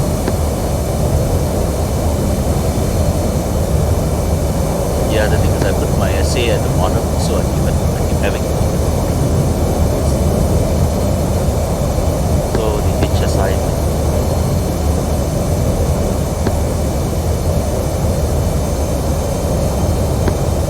Yeah, I keep my my SA top left, my HSI bottom right now, just to kind of get a good picture, and then I keep the radar, the attack radar on the right, even though we're not using it.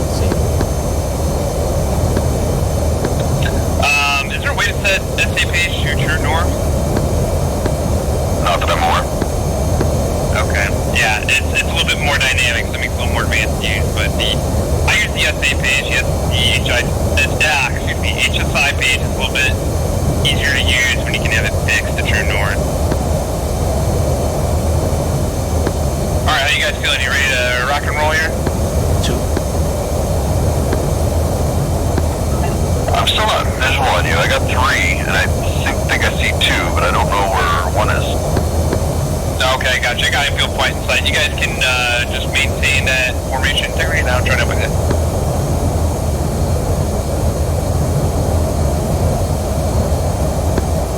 Sounds good. I think I got you now.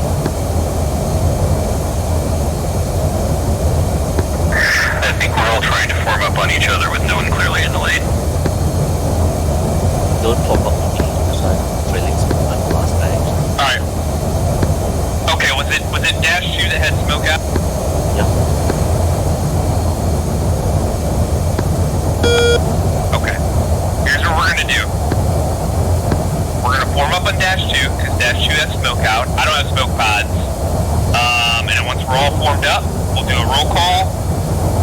I'll take a lead change, and then we'll assign call signs if necessary.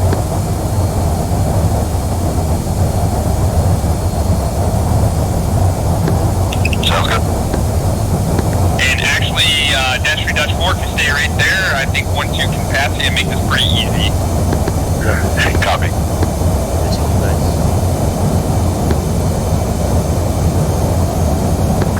And 1-3, slowing to 330 knots. 1-4 is doing some aerobatics, so it's going to work backwards, but working back to 1-3 now. 1-2's going forward ahead.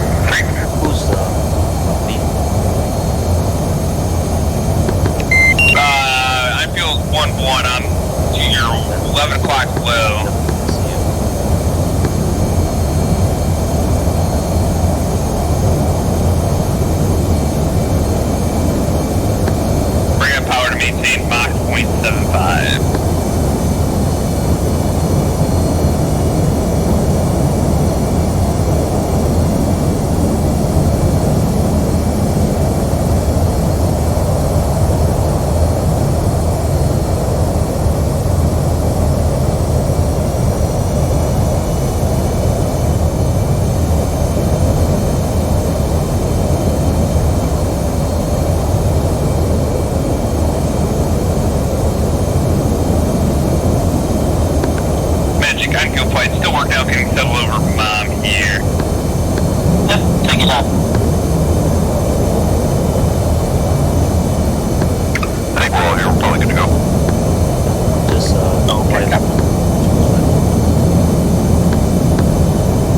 Magic Anfield flight, are you ready for us to check in when we're ready, or are you guys still getting set up? We're ready.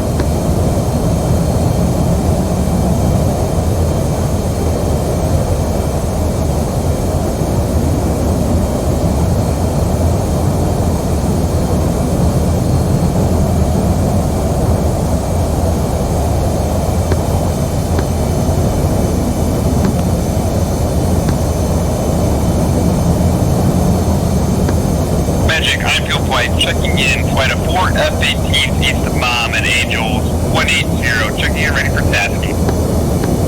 Infield, Magic, got you loud and clear. Sweet radar contact. Alpha check all 26087. Magic Anfield, good alpha check.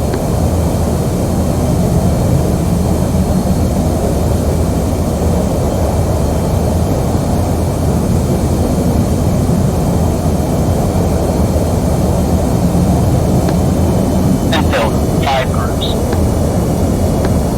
First group, roll 306 22 18,000. Track south, bogey. Second group, roll 297 12 16,000. Track south, bogey. Third group, roll 2203 19,000. Track northeast, bogey. Fourth group, roll 193 12 15,000. Track east, bogey. Fifth group, roll 0108 14,000. Track west, bogey. Anfield?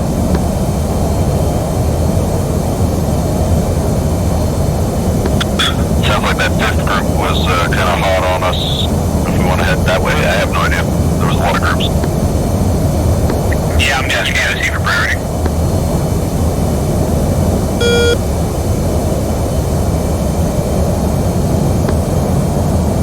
Magic Anfield, status, fifth group.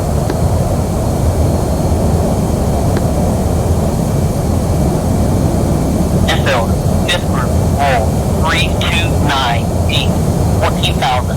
Hot, bogey.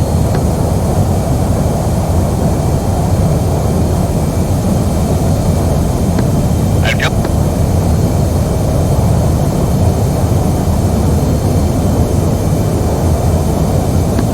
Those are at about 70 miles. Magic Anfield, Say again for Magic. Magic Anfield, below my last. Infield, fifth group, roll 30010 14,000. Hot, bogey. Anfield?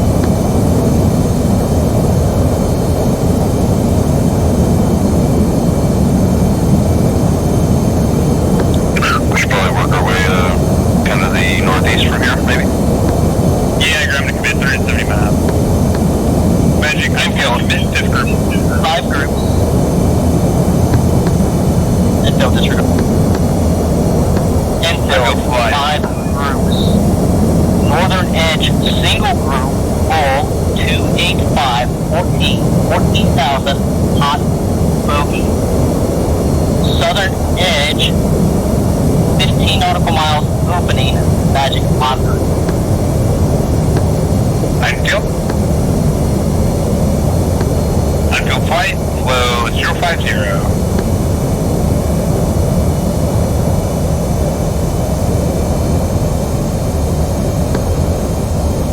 Infield, Northern Edge, single group maneuver. Anfield? Infield, single group, bra 075 50 14,000. Flank southwest, bogey.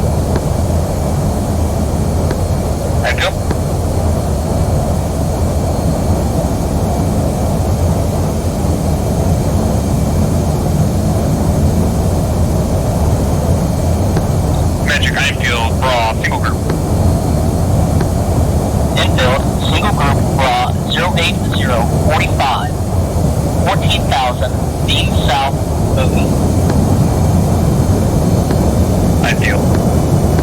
Ideal flight low 085. Infield, northern edge, southern edge, separation 18, opening. Ideal.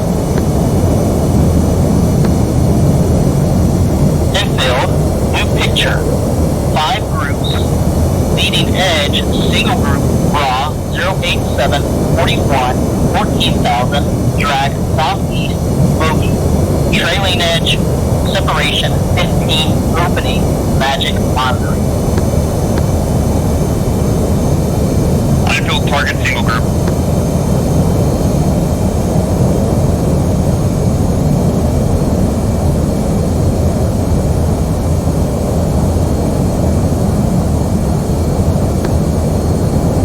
Infield, single group, drag southeast. Ideal.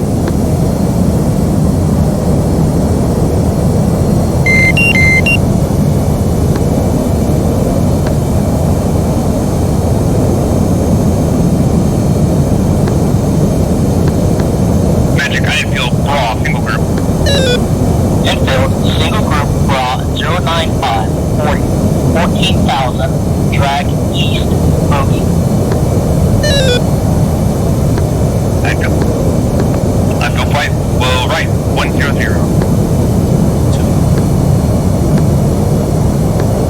3. Should we pick up the base? Sounds like they're moving away from us now. Affirm.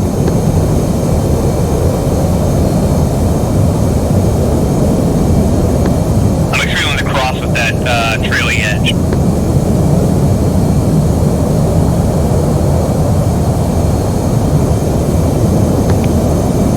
Magic, Einfield, status, single group.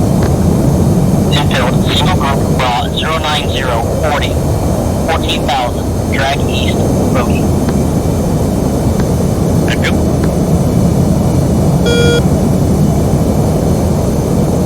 Einfield flight low at 090. Magic, Einfield, new picture.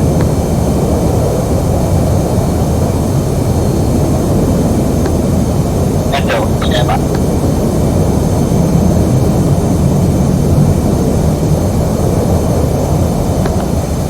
Alright, infield, 5 groups. Northern edge, 2 groups, range 16, closing.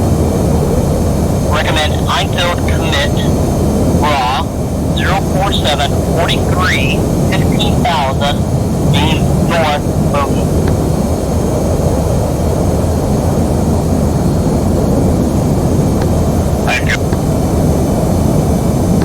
Einfield, Magic Einfield, taken picture.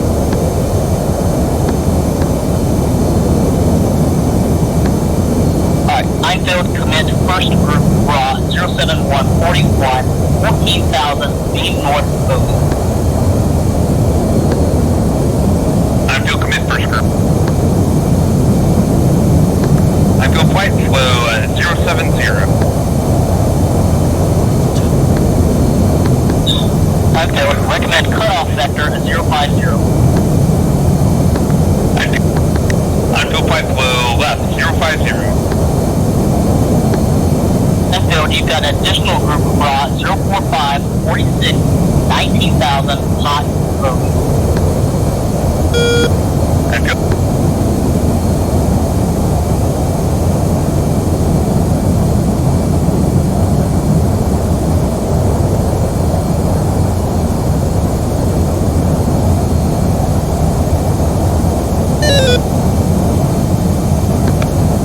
Magic Einfield picture.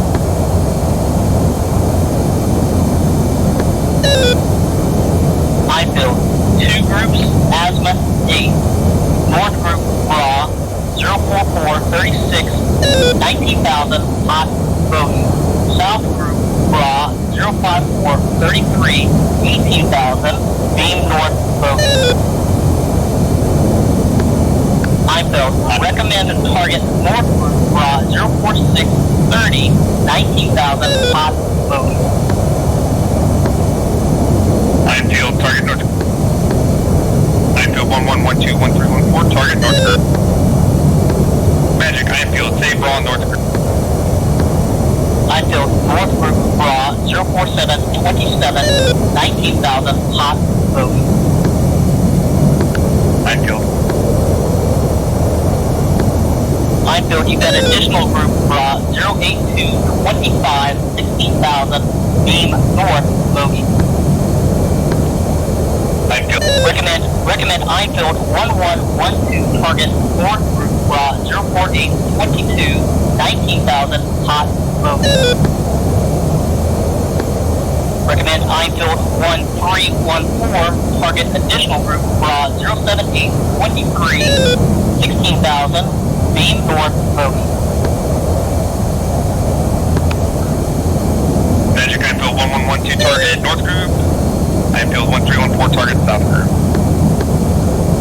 Correction, Magic, Einfield 1112, target South Group. 1314, target North Group.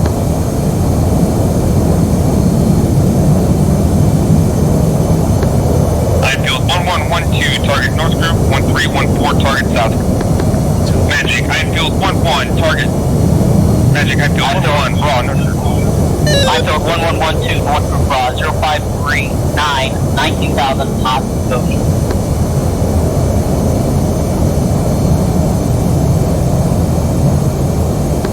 Magic, Einfield 11 to the North Group for the South Group. Einfield 1314, South Group, Einfield 1314, 17, 16,000, beam north bogey. Einfield 1314, disregard targeting South Group. Einfield 1314, support intercept on North Group, 0734, 19,000, bogey. 1314 supporting 1112. Alright, Magic, Einfield 11, Bonsai, looks like flankers times 2. Okay, Magic copy, sponsor. Dash 140, show you 2 flankers.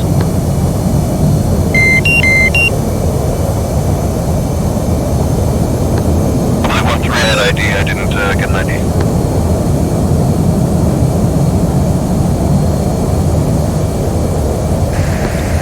Magic, Einfield 11, raw, Einfield 13.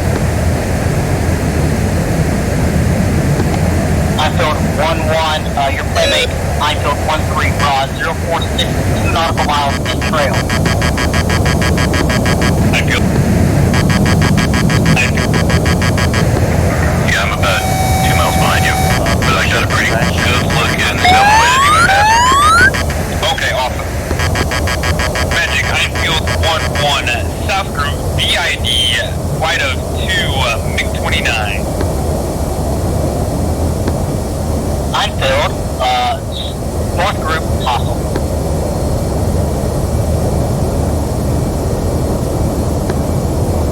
Einfield 11, Magic, Einfield 11, declare North Group. Einfield 11, your merge with North Group, hostile. Einfield 11. Einfield flight, North Group hostile. Who is off my wing? We are behind these 2 MiG-29 there. That'd be me. I'm very close to behind. Take off that. Open 1, 2 on the right. 11 has left MiG-29. Einfield 12, target right contact. Einfield 11, target left contact.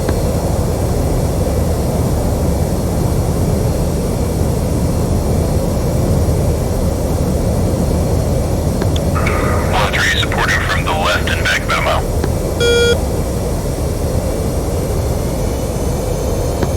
Einfield 11, splash left contact.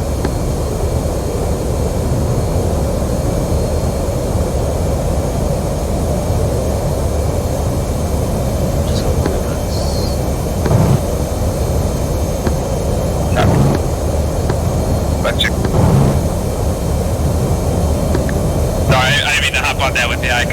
you might have lost us, I think. Magic, I feel flight splash 2 MiG-29. I feel flight attack on the fuck. Magic copy.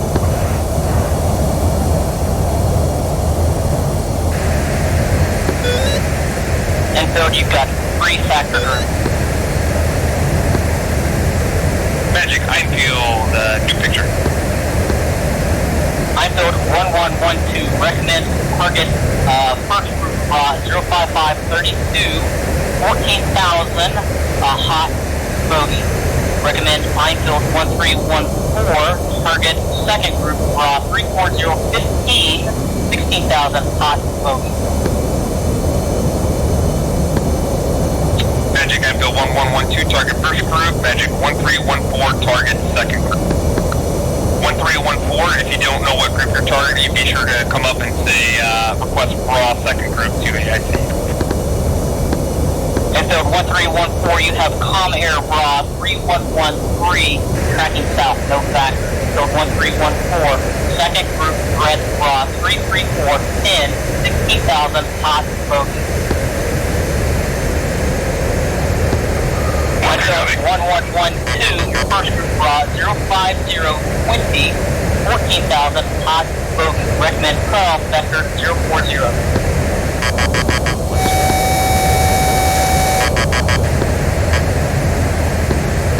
Magic 314, tally 3 targets, confirm us. Copy, tally 1. Magic, Einfield 11, raw second group. Enfield 11, first group raw 05013, 14,000, hot bogey. Recommend cutoff vector 035.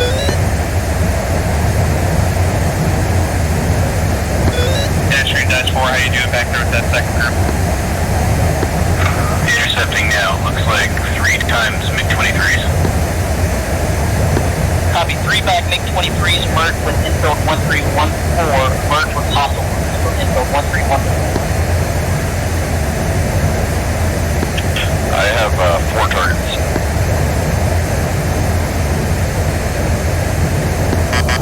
Yeah, let's double check and make sure that 4th one is part of this group. He looks pretty far away. Enfield 1314, you have a blue flare from 1353, tracking north, no factor. Alright, I'll take these 2 on the right. On the left, Fox 2. Were they declared hostile? Enfield 1314, you're merged with hostile group.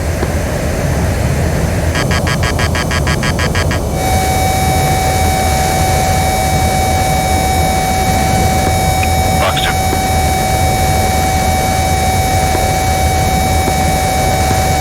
Enfield 14, Fox 2. Splash 2.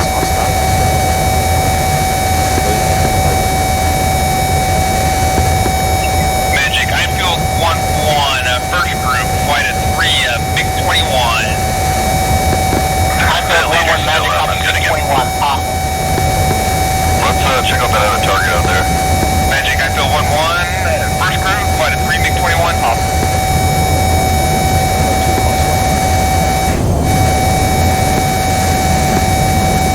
Fox 1. Correction, Einfield 11, Fox 1. Magic, Enfield 14, declared target, 115. Enfield 14, you have Com Air Bra 1104, tracking. Einfield 12, target right no coast. factor. Enfield 14, copy.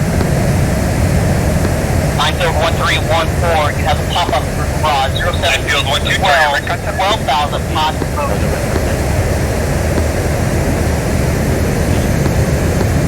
13, turning 175. Enfield 13, pop-up group Bra 0848, 19,000, correction 12,000, hot bogey. Enfield 14, threat group Bra 0669, 12,000, hot bogey. Echo 113, taking altitude. Enfield 1314, threat group altitude 12,000.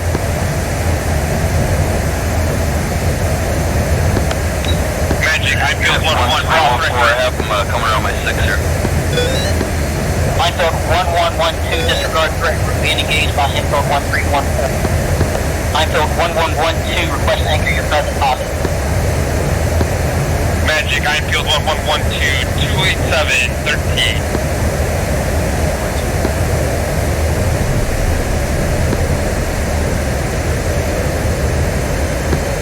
Minefield 13, threat group raw 2406, 12,000, drag west, bogey. 133-240. 1314 is on that group, I believe. That's affirmative. Minefield 14 is merged with that group. Minefield 12 off to your 11 o'clock.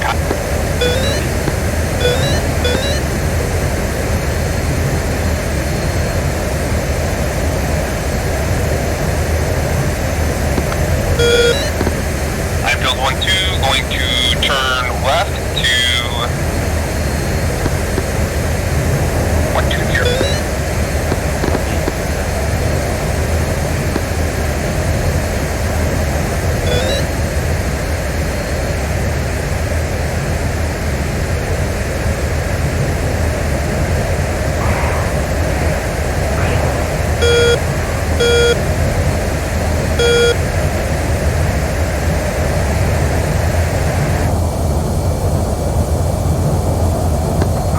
Magic 13, request bogey dope. Minefield 13, threat group raw 2559, 12,000, drag west, correction drag west, bogey. Minefield 11, your threat group is raw 1106, 12,000, beam west, bogey, being engaged by Minefield 1314. Minefield.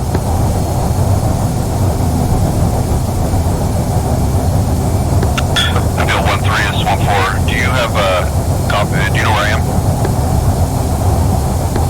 Minefield 1112 is closed, 000. Yeah, you're about 5 miles in front of me. Okay, I'm right on this group following them. I have no idea what these are. I need to learn to be ID. Minefield 13, recommend cutoff vector 05. 205.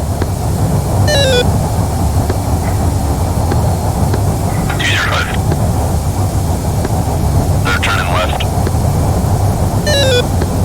Minefield 11, you have a second pop-up group raw 051, 14, 18,000, drag north, bogey, recommend commit.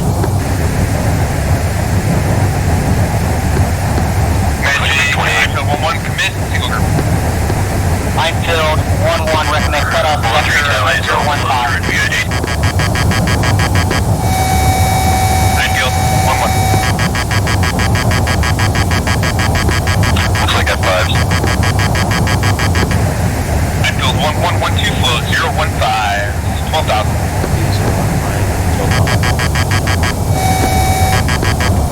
Magic, Minefield 11, Charlie Bravo clear F5s. Minefield 11, take it. Magic, Minefield 11, tally single group. Correction, Minefield 11, tally additional group. Magic. Minefield 1314, take it. Probable F5s, 3 ship. Minefield 1314, copy F5s, hop.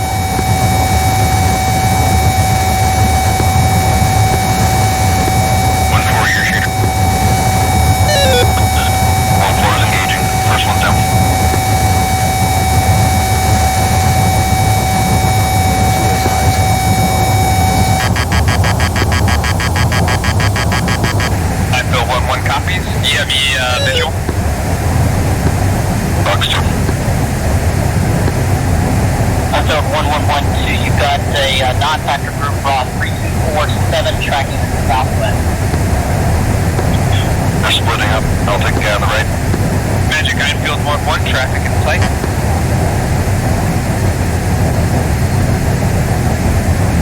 Ironfield 1-2, be advised, traffic passing high, left to right, no factor, no factor. 1-4 is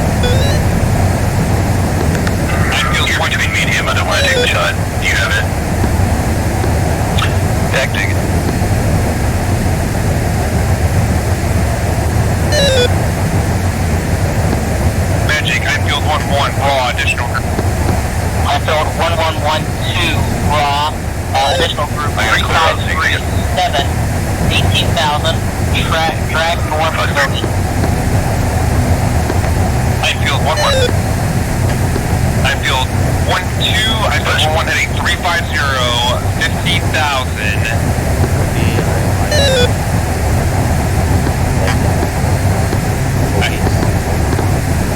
Field 1314, recommend commit single group abroad. Field 1-2, copy, let's move in for BID. 19,000, blank southwest Bogey.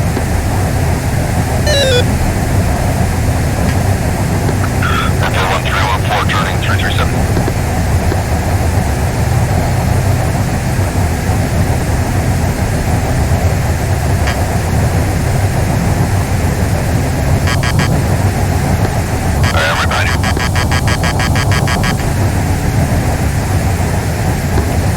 Field 1112, you've got Comet abroad, 705, tracking north, pull back.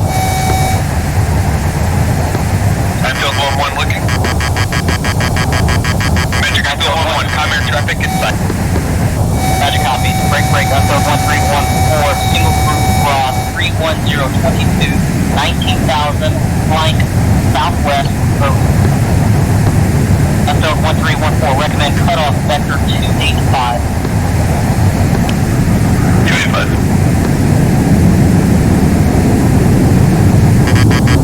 You said 19,000, I think, so we're going to need to climb a bit. Roger. I said 1314, single group very hot, break, Field 11, say again. Magic, I'm Field 1112, additional group flight at 2 F-14 Tomcats. Field 1112, disregard possible friendly, disregard disengage. I Field 1112. Yep, just load. I Field 1112, recommend flow 210. Magic, I Field 1112, flow 210. I Field 12, flow 210. I Field 1314, single group broad 2807, 19,000, hot, Bogey.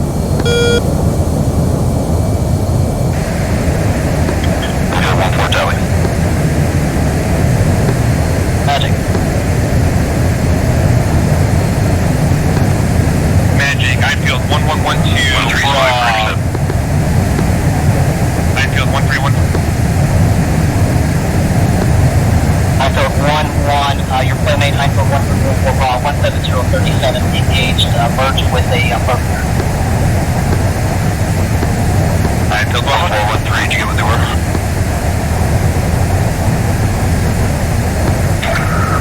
I want to say flankers, but I wouldn't bet my life on it. I Field 1314, be advised, I Field 1112 will be at your 9 o'clock call-out.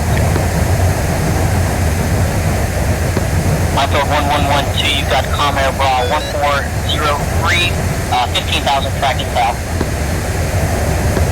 Magic, I Field 11, looking. Magic, at Field 13, 4-ship, probable flankers. Field 1314, copy probable flankers, possible hostile.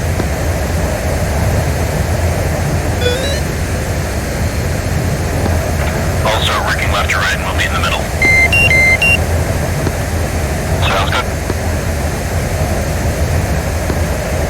Fox 2. Fox 2.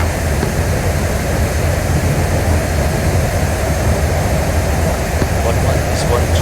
So, Fox 2. I Field 12, say again. what is 1-2? What is our heading? I Field 12, turning left to 140, 14,000. Copy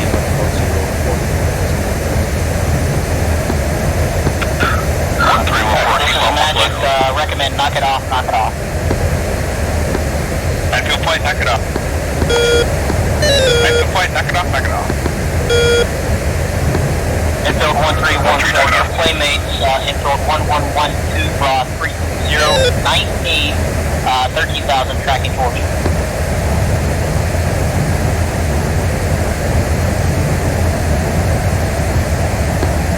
Recommend infield flight flow 270, rendezvous overhead lobby.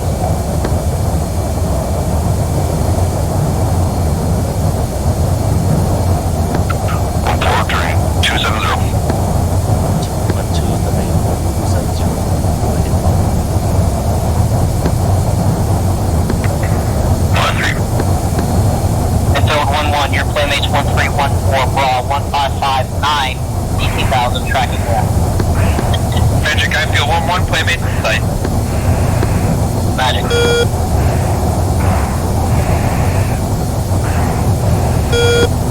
Tried to throw an AIM-9 off axis with the HMD and I couldn't get to him. Damn the luck. Alright, as the infill flight is flowing back overhead, Mom, so evaluation on my part, so I kind of wanted to run that one. So you can see it can get very, very complicated, so I decided to try to run 5 groups on that one. It's kind of hard to put a 5 groups into a nice standardized picture. So initially I tried to break it down into a northern edge, southern edge, to break it down into smaller pieces of elements, single groups. But the way these groups are constantly flowing, even just simple orbits that they're doing, can start to induce confusion on here. So you saw there on the front a constant picture update being requested by the infill flight. So good attempt there, because again, 5 groups start to get a little messy very quickly. So it became northern edge, southern edge with separations, and then it became leading edge, trailing edge with separations, single groups. Really, it kind of got to the point where we talked about it, like, all right, let's stop trying to force this picture call here, and let's just go direct to targeting. All right, so infill, your highest vector group that's not towards you at this moment right here, this is where I need you to go. Once you consummate that interception, clean that merge up, so let's go on to the second. So there I was trying to, at first I was trying to get it into nice little picture calls, but again, as it breaks down, let's just go directive targeting to minimize a lot of this SA. So it's going to come to the trust between the AICs and the fighters there, as far as the directive targeting. It's probably some confusion there. I know 5 groups kind of caused some confusion there. AIC comms, so I will talk about label names. I know that I probably, hey, now you've got a second additional group, and then that second additional group I end up calling a pop-up group. So when you start to get into that confusion, that many intercepts going on, that's where, breakdown on the AIC for my part, switching up some label names and things like that. But again, I just try to go to directive targeting. And as you saw there, as the picture starts to unfold and you get more threat groups in there, recommendations, split the division in individual sections and go and prosecute more targets there. So that was a recommendation I put in that. Infill flight, anything feedback for myself on that one? I feel 1-1. That was a tremendous presentation. Good job on the broadcast calls, calling out the 5 individual groups. I could tell based on my essay that they were capping, which is why I didn't immediately commit to the group, because I was kind of waiting for the trend. I knew we were ready to get the exercise rolling though, so once I saw something at 70 miles, we went ahead and went for it. The directive targeting was awesome. I mean, it was a very complicated picture, but that immediately gets my essay of like, I know where we need to go. AIC just gave us directive targeting. It makes sense what I'm looking at. So I concur, let's do that. I can issue directive targeting to my fighters. That being said, once directive targeting was issued and we split off into sections, that's when my essay dropped to just about nothing with what 1.3, 1.4 was doing. So I was kind of trying to keep track of my directive targeting for me and 1.2, and at that point, like, my short-term memory just could not hold on to the directive targeting of 1.3, 1.4. At that point, I was really hoping that 1.3 kind of took the lead of 1.4 there, and that, like, they were on the same page and we just split up in the section. Not sure if that's what happened. I mean, it seemed to kind of flow that way in the mix. I'm not sure if you guys talked about that in the briefing about splitting the division into sections and how that's going to operate. But overall, really, really, really good run for demonstrating how AIC was basically handling 2 individual sections of F-18s there while on the same radio frequency. And then I also know that we also had to work through operating as 2 individual sections while working in the same TAC frequency. Yep, like I said, just a very benign target to start to induce a lot of confusion there. So listening to 1.3, 1.4 comms, either on the AIC or TAC, I actually think they did a pretty good job coordinating between the 2. So for infield 1.3, that was you, Adventure, correct? Infield 1.3? Correct, I'm 1.3.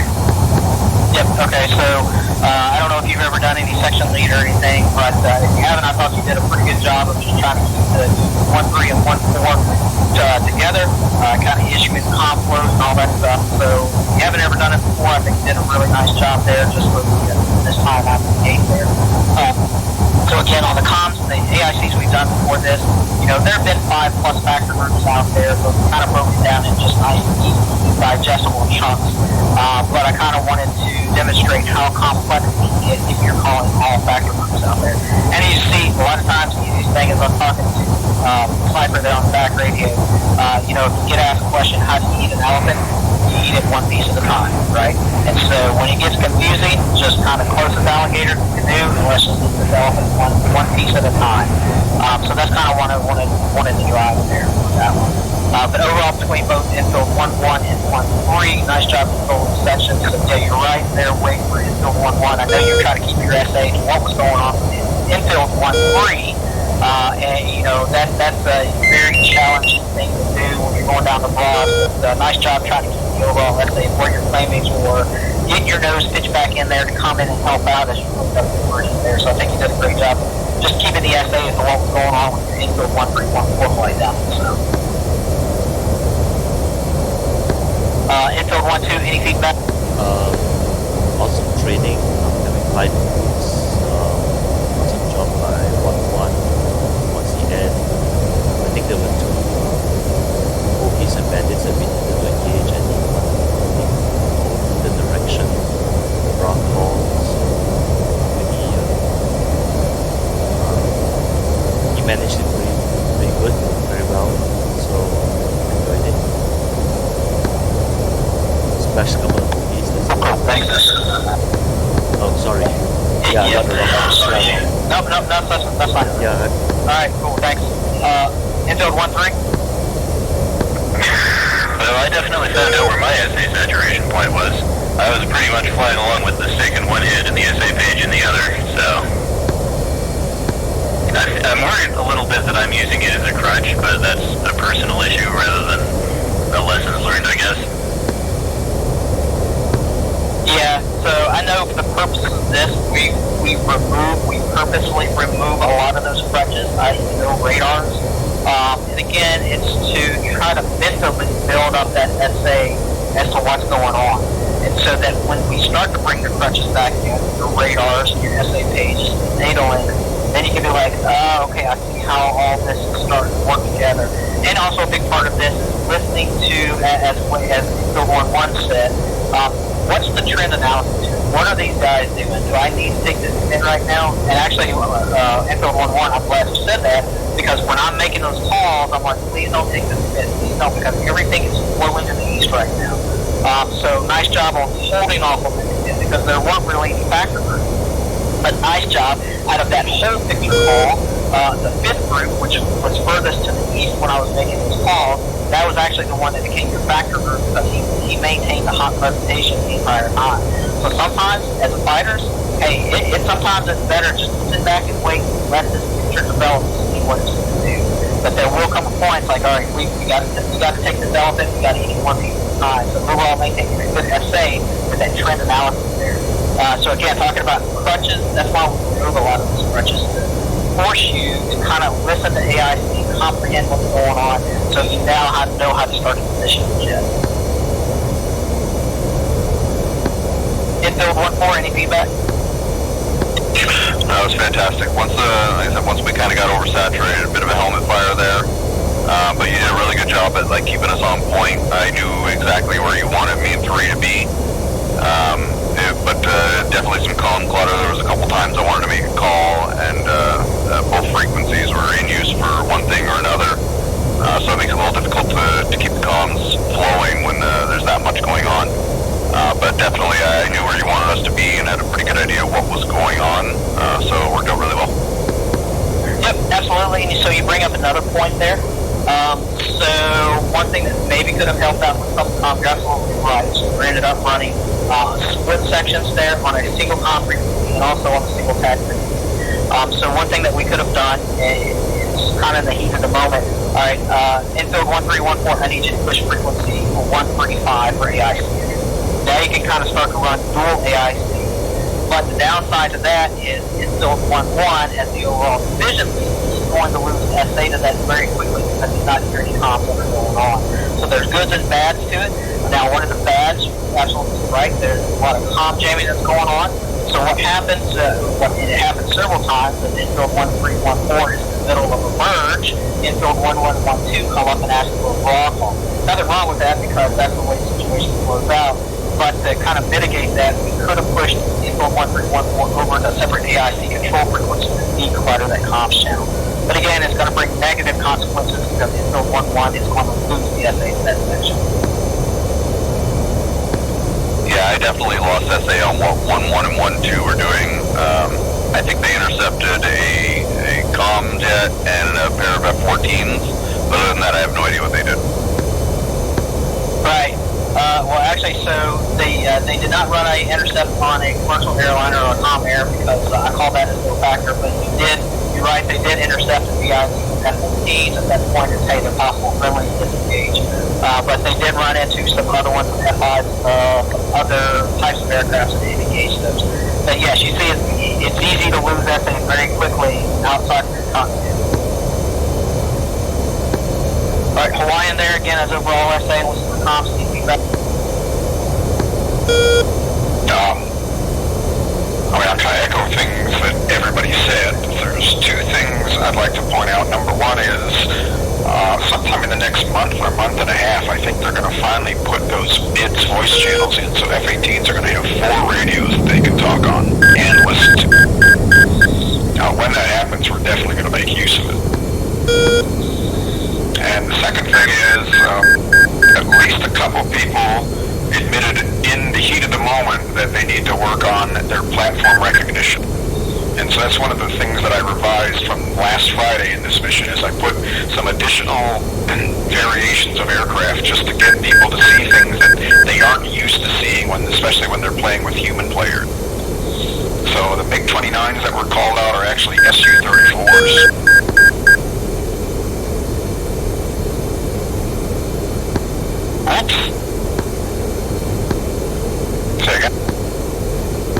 Oh no, that was a good touch inside field 1-1, by the way. Yeah, that was a nice touch there. I didn't pick up on it. I called it MiG-29s. I think that was probably me. Yeah, someone else did something similar. Anyway, I mean, those are the only comments I got. Alright, copy. And then Sniper, so I know you were just kind of listening side seat there. Any questions from that overall? Actually, yeah, I do have a question. So is it ever appropriate when one group is merged and they're trying to communicate and some other group asks for, a raw call or some other request that's not really high on the priority list, is it ever appropriate to say, hey, you guys, hold on a minute, there's something else going on, I'll get back to you? You know what, so I'm glad you said that because I did that and I forgot to write that down in the report. So you're absolutely right. So, and I noted that when Infield 1-1 had asked for an updated raw call, group going up to the north, when I should have been more focused on the birds 1-3, 1-4 down to the south because they were trying to get information. So that was a bad on my part because I said, hey, Infield 1-1, 1-2, go ahead. Alright, updated raw, okay, I give all that stuff. Okay, now break Infield 1-3, 1-4, what was your request? So it should have been flipped on. I should have been more focused on Infield 1-3, 1-4 because they were merged, and I should have told Infield, I should have said Infield 1-1, 1-2, stand by, break Infield 1-3, 1-4, pass your track. Right, they're probably looking for a declaration call, or they're giving the information for the call. Break Infield 1-1, 1-2, go ahead, say broad break group, and then kind of picked up from there. So you're absolutely right. Given the situation and given what's going on, it's okay to tell a section of fighters to stand by and go back to the higher priority that you need to use. Okay, awesome, thank you. Alright, if there are no more questions, what I'd recommend is, so I did that one, so we'll go ahead and let Sniper, if the group players are up for one more run, go ahead and, so we'll make this a pretty dynamic one, not like we did, but we'll let Sniper run this one. and then at that point we'll knock it off and then be back in Discord. So the group players will go one more AIC run.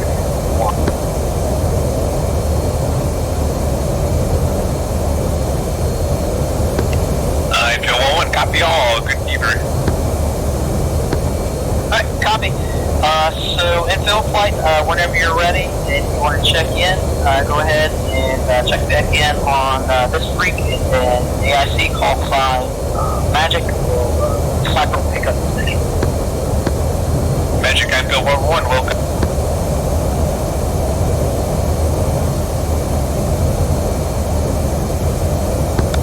Alright, I feel flight. I feel 1-1 holding overhead bomb at 9 o'clock to her.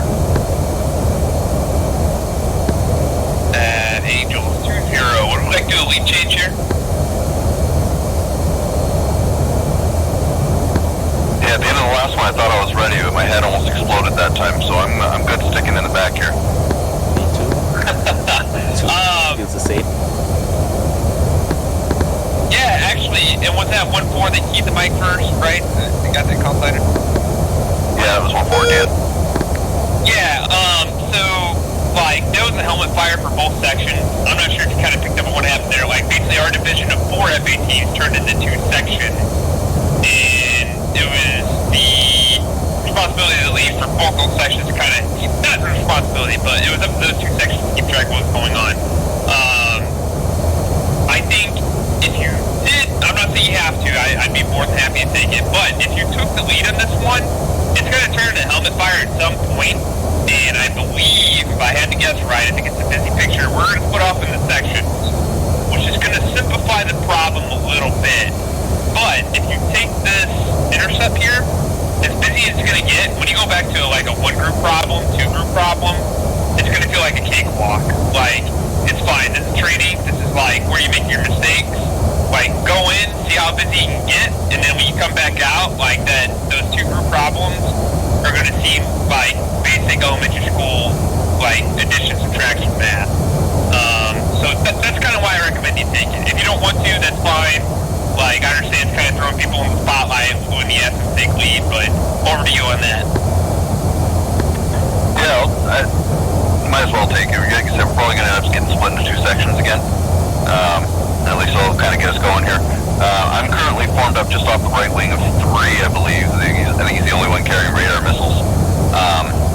So if you want to join us, and then I'll take lead from here, and then we can regroup. Okay, Affirm, that sounds like a plan, and I will try and take Dash 3, that way I can lead the second session if and when we do split up. Sounds good. So who's the first? 3, just break up.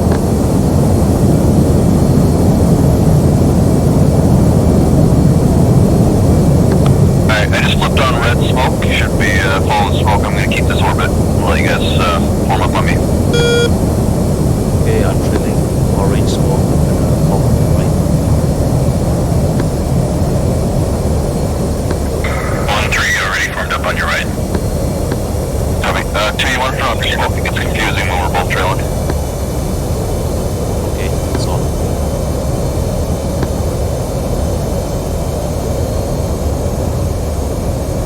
So, who's trailing red smoke?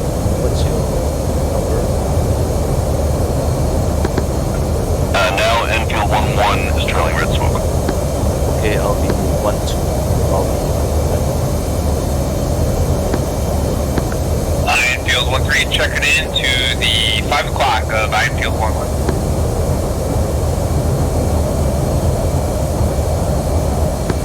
Does that mean I'm being demoted to 1-4?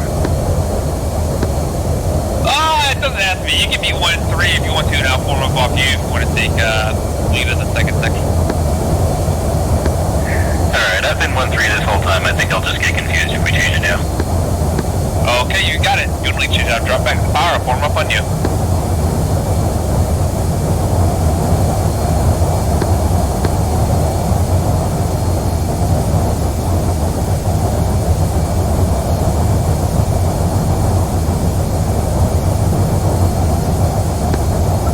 Tallies 1-3 and 1-2, I believe. I don't believe I see 1-4. 1-4, turning left to join up on 1-3. I'm at your 6 o'clock, so I'm probably going to be blind down low to your 6. I got you. So I thought you were 1-2. 1-2, you're still trailing orange smoke. Okay, let's put it on.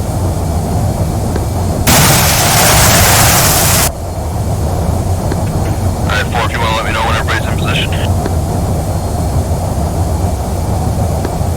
Alright, so, quick evaluation situation here. We have you as Einfield 1-1. 1-3 is currently on your right wing. So it's 1-1, 1-3. 1-2 is trailing you guys, and 1-4 is in back right now making this picture call. So our call signs are a little bit messed up about how we're doing this, but we can do a section, well, AIC is not going to work with it, but what I recommend is Einfield 1-3, you become 1-2, Einfield 1-2, you become 1-3, based on how we're warming up and how AIC is going to call it. So I'm third person.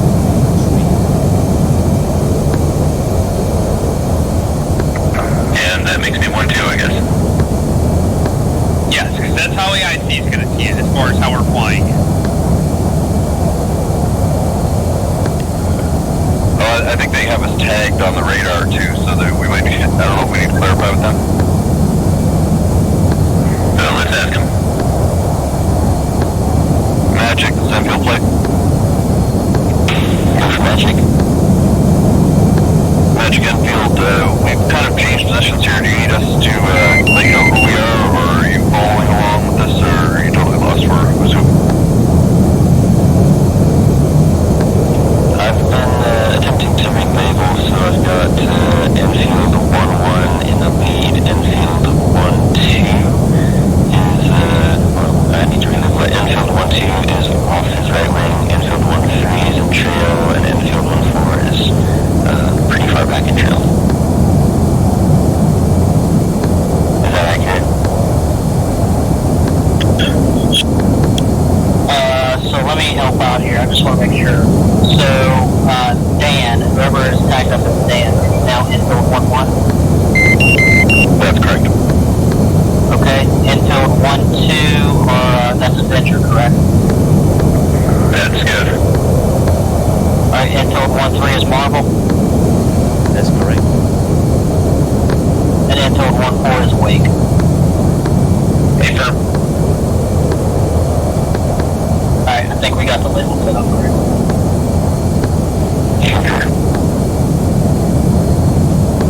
In that case, Magic Enfield flight checking in over weather. Enfield Magic, heavy loading clear. Radar contact, sweet and sweet. Alpha check Bulls 26267. Good Alpha check. Magic Enfield flight. Enfield Magic request picture.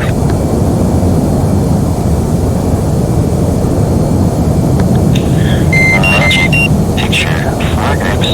First group, Bulls 214, 21, 12,000, track south, bogey.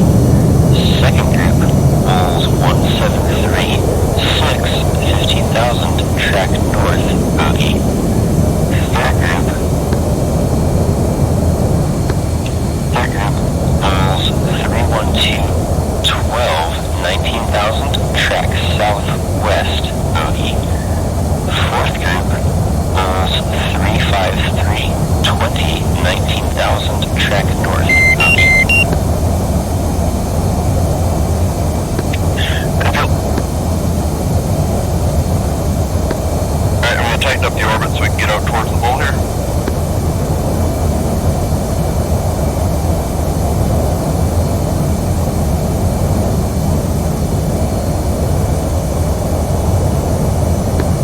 And to me it sounded kind of like that third group was headed a little bit our way. The other groups kind of seem to be clearing out the opposite ways.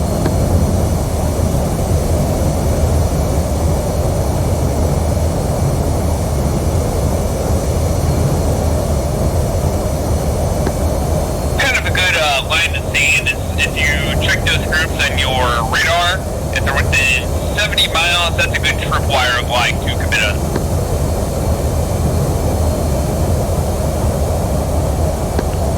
whereabouts from your position, wherever you are.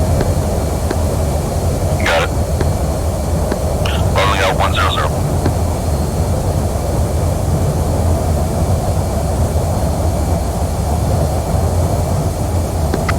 Lead, your smoke's still on. Thank you. Magic picture 6 groups. First group, Bulls 179, 19, 12,000, track east, bogey. Second group, Bulls 136, 36, 21,000, track west, bogey. Third group, Bulls 122, 33, 22,000, track west, bogey. Fourth group, Bulls 249, 14, 19,000, track southeast, bogey. Fifth group, Bulls 331, 6, 15,000, track north, bogey. Sixth group, Bulls 339, 36, 18,000, track west, bogey. Infield plate request directed to target. Infield, stand by. I would request the most relevant target.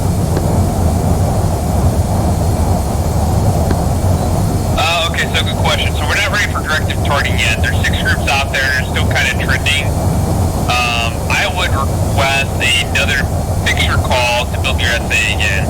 He's going to call 6 more groups, but just kind of to give you another chance to get an idea what's out there.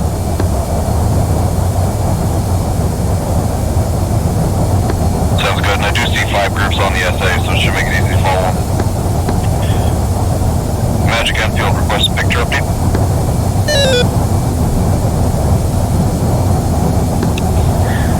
Infield, picture 6 groups.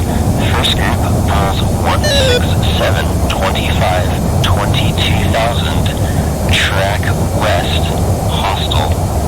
Second group, Bulls 158, 21, 22,000, track west, hostile. Third group, Bulls 135, 19, 12,000, track east, bogey. Fourth group, Bulls 216, 5, 19,000, track northeast, bogey. Fifth group, Bulls 338, 15, 15,000, track north, bogey. Sixth group, sixth group, Bulls 318, 32, 18,000, track south, bogey. 23 nails east.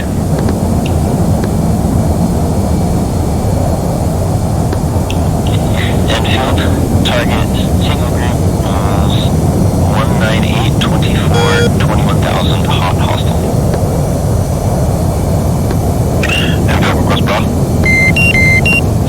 Enfield, bra 095, 32, 22,000, hot, hostile.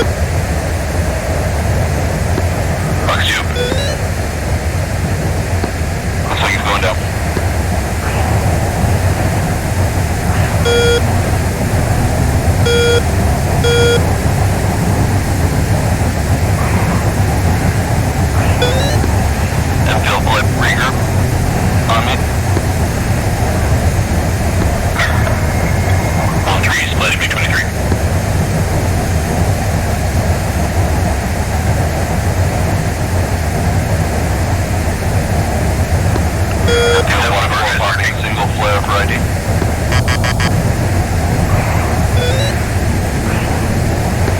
Yeah, that's one of ours marking it there.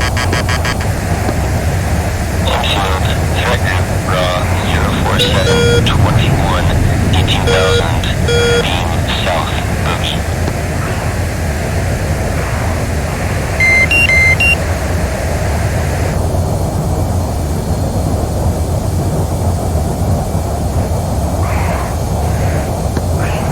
Alright, working around to 040. You guys all with me? I see 1, 2, 3, 4. Infield, recommend cutoff vector 095.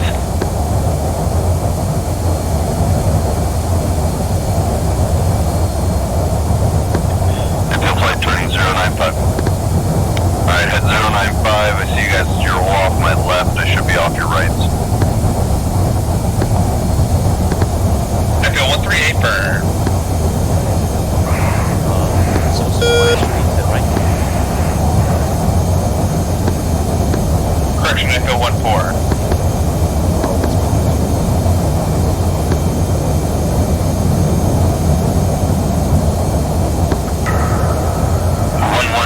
Sees you, you're very distant.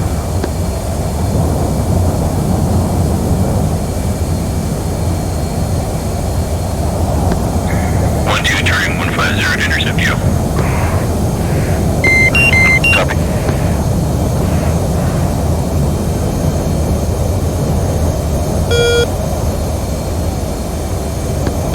Have target 080. Magic infield, request picture update. Infield, target raw 08612, 18,000, drag east, bogey. Magic monitoring additional groups.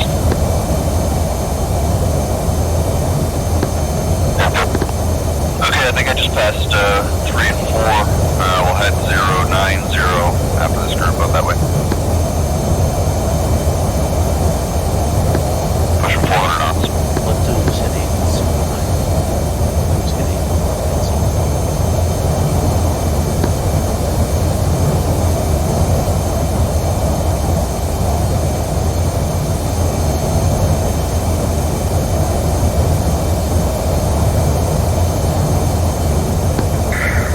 190 or 090? correction 090.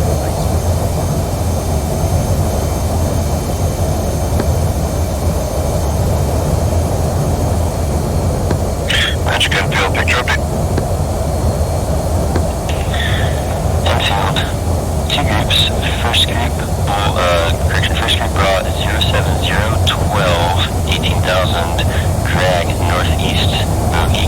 Second group, raw 05430, 12,000, hot, hostile, recommend target. Second group, additional groups, magic monitoring. Infield targeting second group 050, turning 050.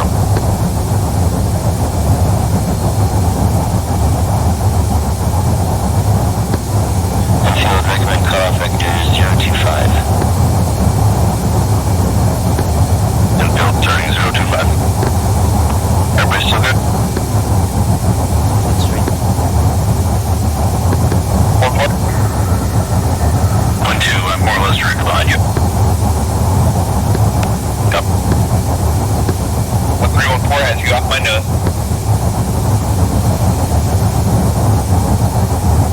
One straight advise 141. Infield, raw 04514, 12,000, flank, be west, bogey. Infield flight tally targets. You guys see them down just below us, dead ahead? Fine. 020 now.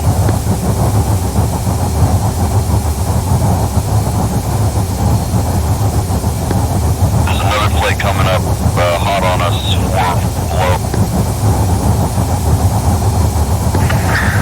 Tally the one in front.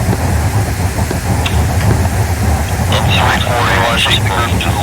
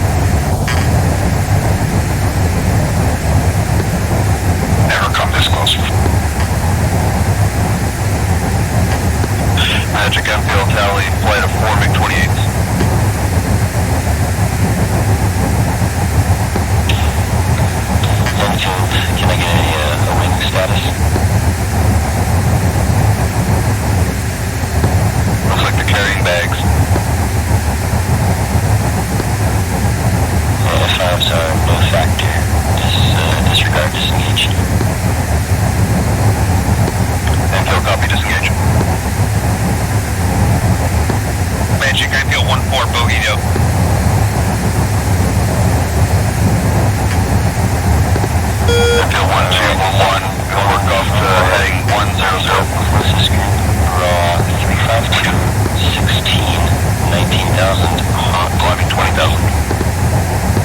Active 1-4. Magic Airfield 1-2, request raw playmates.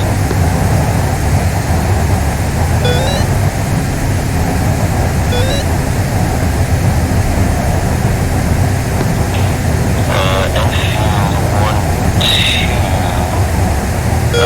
might have you mislabeled. It looks like you are actually in formation.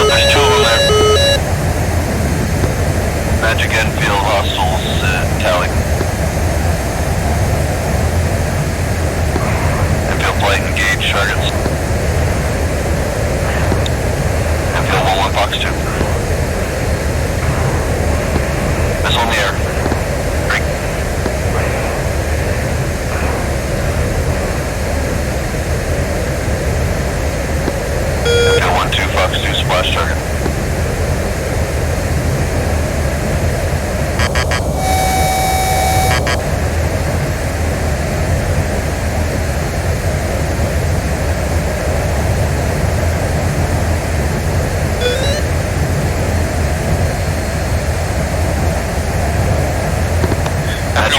Request picture update. Enfield, picture 2 groups.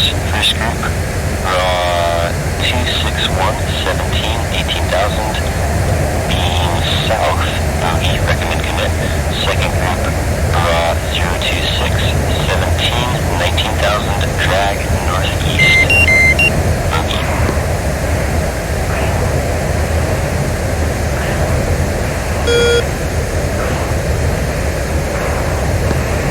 I didn't get a save there. Did anybody catch that? Ask for another picture call. Magic Enfield requests picture update. Enfield, picture 3 groups. First group, raw 238, 16, 18,000, drag south, bogey. Second group, raw 030, 22, 19,000, drag northwest, correction, northeast, bogey. Third group, raw 091, 32, flank southwest, bogey.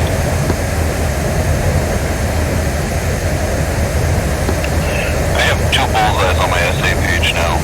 Both mark 1. Yeah, 1, 2 likewise. So, yeah, if navigation gets confusing, ask for a brawl call, so it's relative to you, not the bullseye. Enfield, 095, 30, 4,000, hot, bogey, recommend commit. Enfield heading 095. Alright, it said 095. Is everybody still with me? 2 just coming up on your 3 o'clock. 1-4. Hey, 1-1, if you get confused with navigation, start asking for brawl calls, because those are true from everybody. So if your nav's jacked up, just go ahead and ask for brawl calls in those groups. Copy. Descending down to 10,000.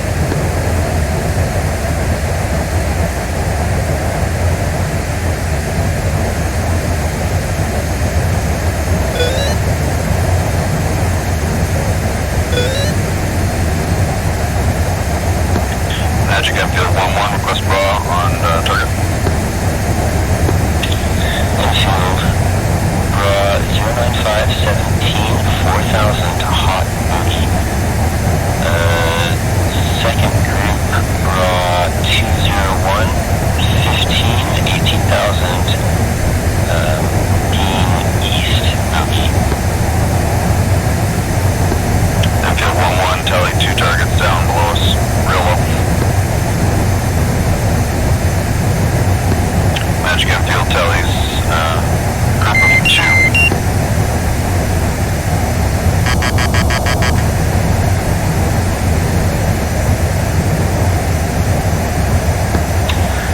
Enfield 1314, recommend target group, raw 211, 12, 18,000, hot, bogey.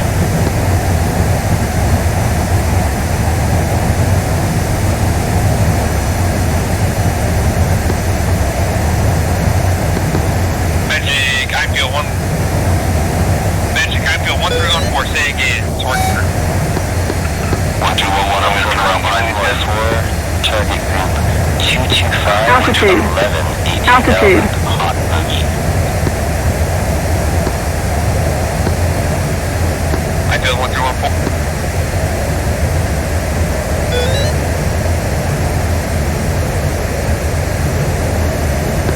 Enfield 1314, recommend cutoff vector 305. Enfield 1314. Enfield 13, you with me?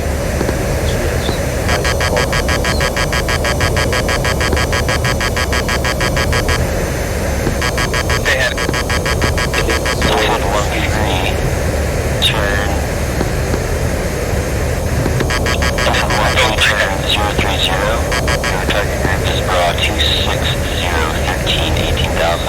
beam north bogey. Infield 1-4, your target group is bra 218-5.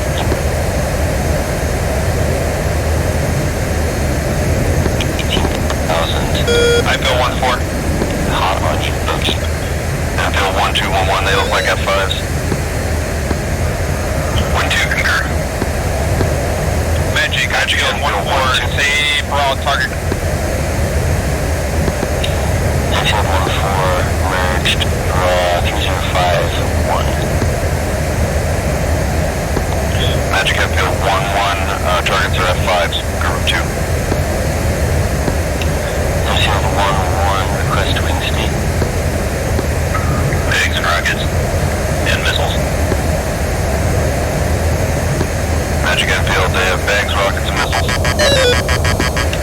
Infield 1, encouraging Infield 1-1, your group is hostile. Infield 1-4, your group bra 0105, 18,000, drag north bogey. 2, you want to take the lead guy, I'll take the trailer. Infield 1-3, I'm slotted in very close to 1, I'm not sure which, but you'll be able to see me. 18,000, Fuck you. north bogey, recommend cutoff vector 300. Slide.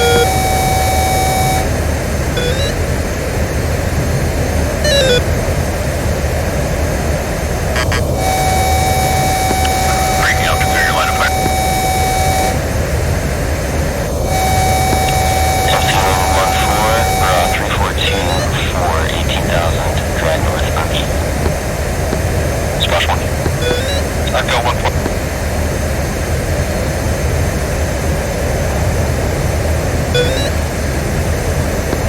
Magic F-field 1-2, request picture. F-field 1-1, sorry. And 99, this is Overlord. Recommend knock it off. F-field 1-2, knock it off. F-field 1-1. 1-2, knock it off. 1-4. I can't remember my own call sign, this is awful. F-field flight turn heading 260 back towards mother.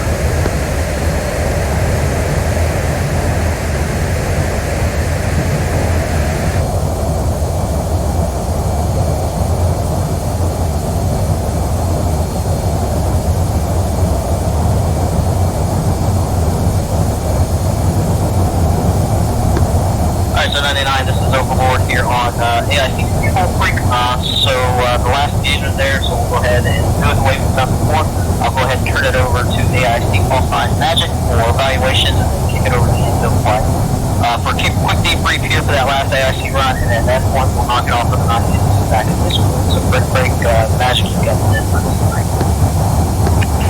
Alright, so I feel like I really screwed that one up pretty badly. It was a huge picture call at first with 5 or 4 groups and then 6 groups.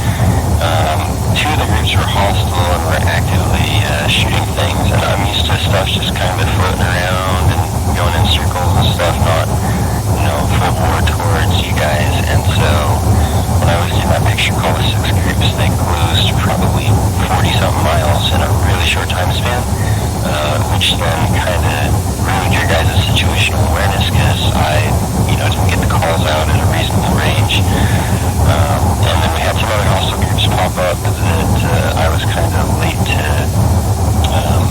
spot. And I feel like I did a horrible job there. I tried to do more directed targeting as opposed to trying to call a picture because it was, I felt like it was just a mess and I wouldn't be able to get anything coherent out anyway. So, looking forward to the scathing remarks here.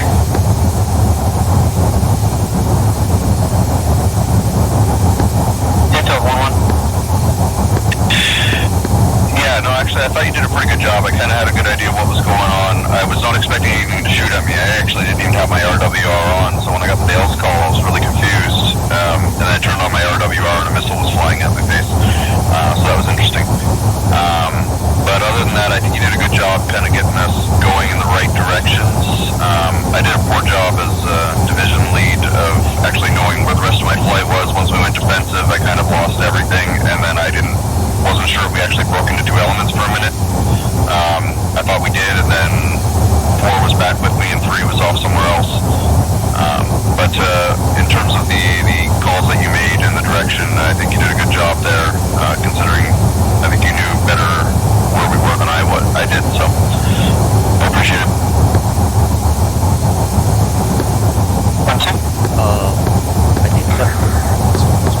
I think I got confused on the last few calls on the stream. I didn't quite understand what you were saying exactly. So I think I need to cover that. And I think I got the patch from 1.1 to towards the end. So I'm not sure if I should call out for pictures once we lost my essay.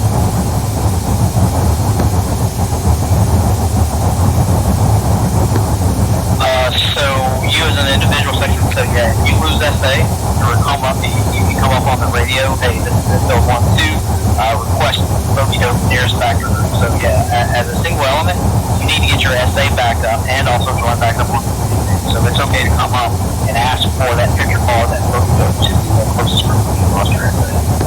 Yeah, it was the last, I'm not sure if, what you were telling me to do, like vector off or something. What was I supposed to do? If you can recall.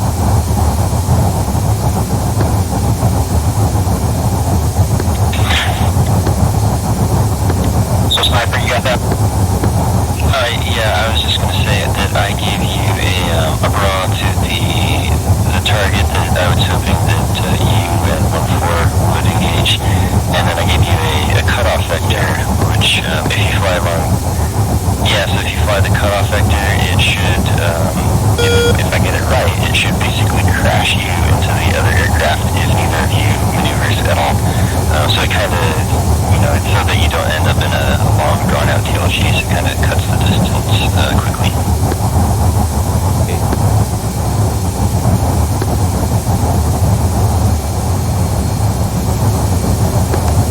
Okay. Well, furball's gonna furball. I'm not sure how much losing SA there is just the nature of the beast and just how much I need to work on, but I have a better idea of what the right questions to ask are now. Though we did have some call sign confusion. I'm not sure that there's any good way to avoid that, but just keep that in mind, I guess, who's which number when. But I thought we did a good job on that. I think people may be being too hard on themselves. I got shot down twice.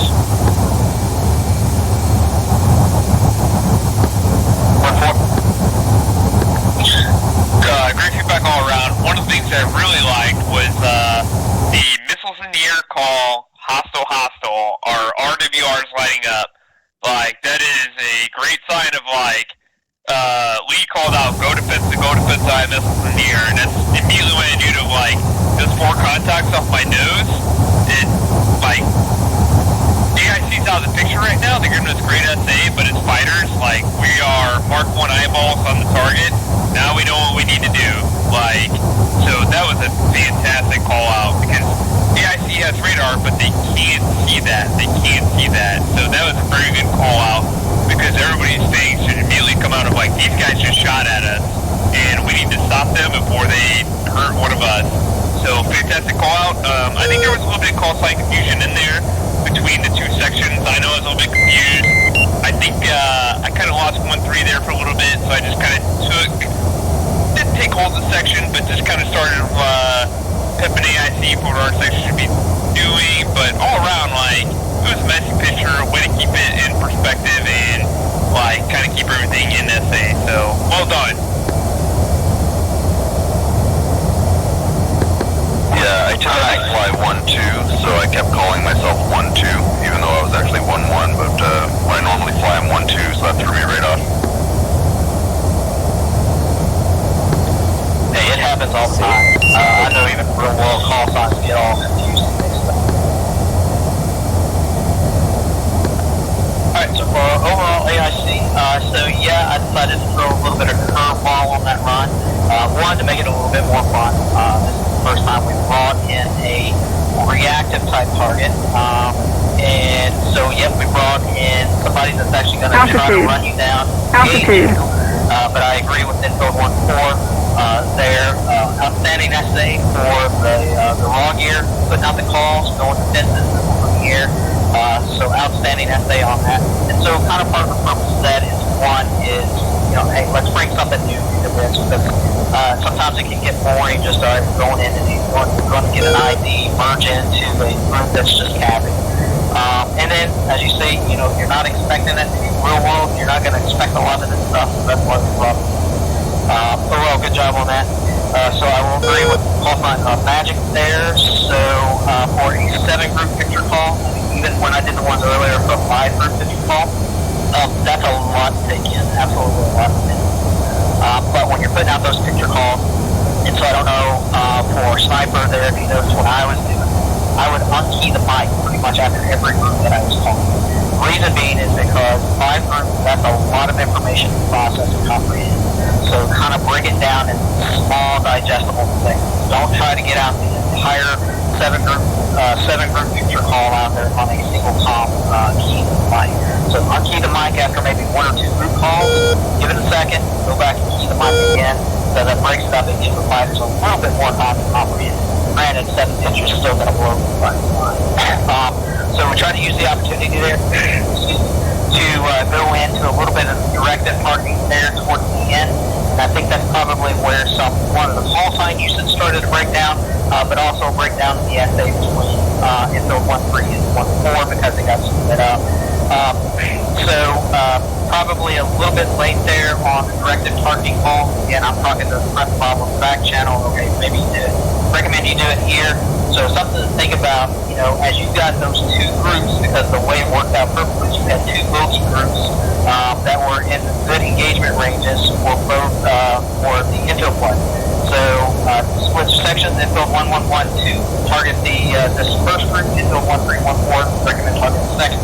Now, so are the fighters that they want to decide whether they do that or not. So maybe, you know, always try to stay ahead of the strike fighters, look at the picture, what's the picture going to develop into, and how would you make this picture call, how would you prosecute. So maybe be a little bit more proactive on the directive targeting there. And then as we saw there, so what happened in the 1-1-1-2, because we're listening on tag frequency, and here infield 1-1 through, okay, I got to tally this guy off my nose about 020. So as AIC, we're rolling that out here. Okay, you bit off on the wrong group. So AIC needs to step in a little bit sooner on that one. Say, nope, you don't need to flow 020. Your threat group is more of 050. So I think that caused a little bit of the breakdown confusion there. Infield 1-1-1-2 bit off on the wrong group to get into the ID. The late directive target Infield 1-3-1-4. And then you split up between Infield 1-3-1-4. Infield 1-3 ended up merging on to a group further off to the east, about 17 to 20 nautical miles east of where Infield 1-4 was in. So it gets a little bit hairy there as everything is starting to merge into one piece of theirs. But overall, I think everybody did a great job. Somebody made a comment where we're pretty hard on ourselves. We're all our own worst critiquers or self-critiquers. But hey, that's the purpose of why we come out. Let's stick skin out here, kind of learn some things, have fun. That's really the important thing. All of this, because at the end of the day, this is a game, right? Simulation. But let's just have fun and let's learn some stuff and make ourselves better. Hawaiian, any final comments? I thought it went really well. I know everyone's kind of down on themselves, but I actually thought it went really well. I'm a big fan of kind of stressing yourself and throwing yourself into the deep end and seeing what happens. So, sure, everything wasn't 100% perfect, but I think it went really well. Yep, I agree.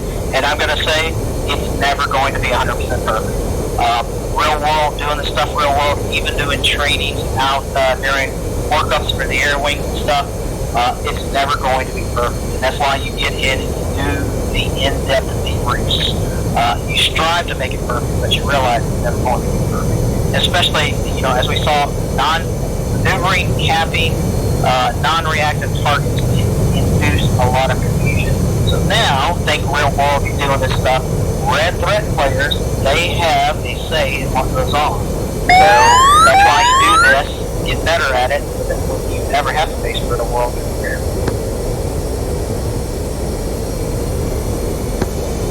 Alright, any final comments from anything tonight, debrief item-wise, AIC and from the fighters? Alright, I will take silence as no, so I'll kick it over to Hawaiian, but I would recommend that overall, knock it off, and I'll be back in Discord for big, final debrief items for tonight. Yeah, let's meet in Discord. Everyone can quit the game. Copy. Knock it off, knock it off.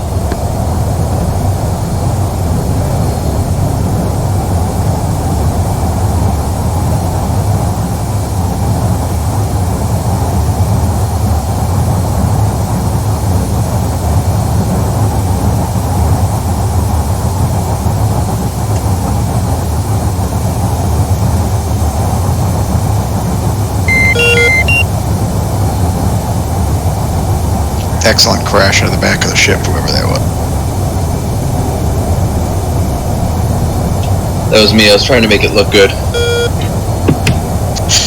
It's immortalized on the video.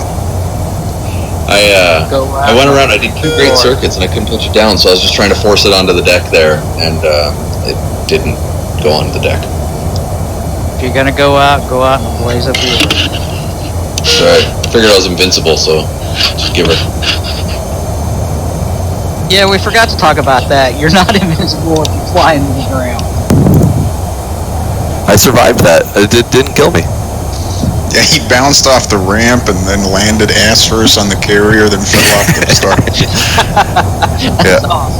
I couldn't get airborne again after the second bounce. After that first bounce, I thought I was still good, but that was good. Yeah, I was parked at the back of the carrier and something really exciting happened right next to me that I was kind of afraid to find out what. Oh, watch the end of the video. You can see what happened. Watch the first 2 circuits though first. I mean, they were a lot better. I just couldn't trap. Well, I think that went really well, especially that last mission. As Fa mentioned, that's kind of the first time we brought in some interactive flights. We have the ability to bring those in on demand. And I kind of like how that went, so I'm inclined to do that more in the future. What do you get? I actually really like that. It's great to have that, but just keep it a surprise. I mean, most missions you're going to fly, you expect kind of nothing to happen, and then when they come at you and you're not expecting it, that really adds a factor of realism. I was even told that they were hostile and that they're going to do something, and so I called them as hostile at first, but it was actually also really interesting. I got like really super bad tunnel vision when that happened because it kind of zoomed in on the picture to keep like a real close watch on it, and I lost everything else that was going on. Yeah, that will happen.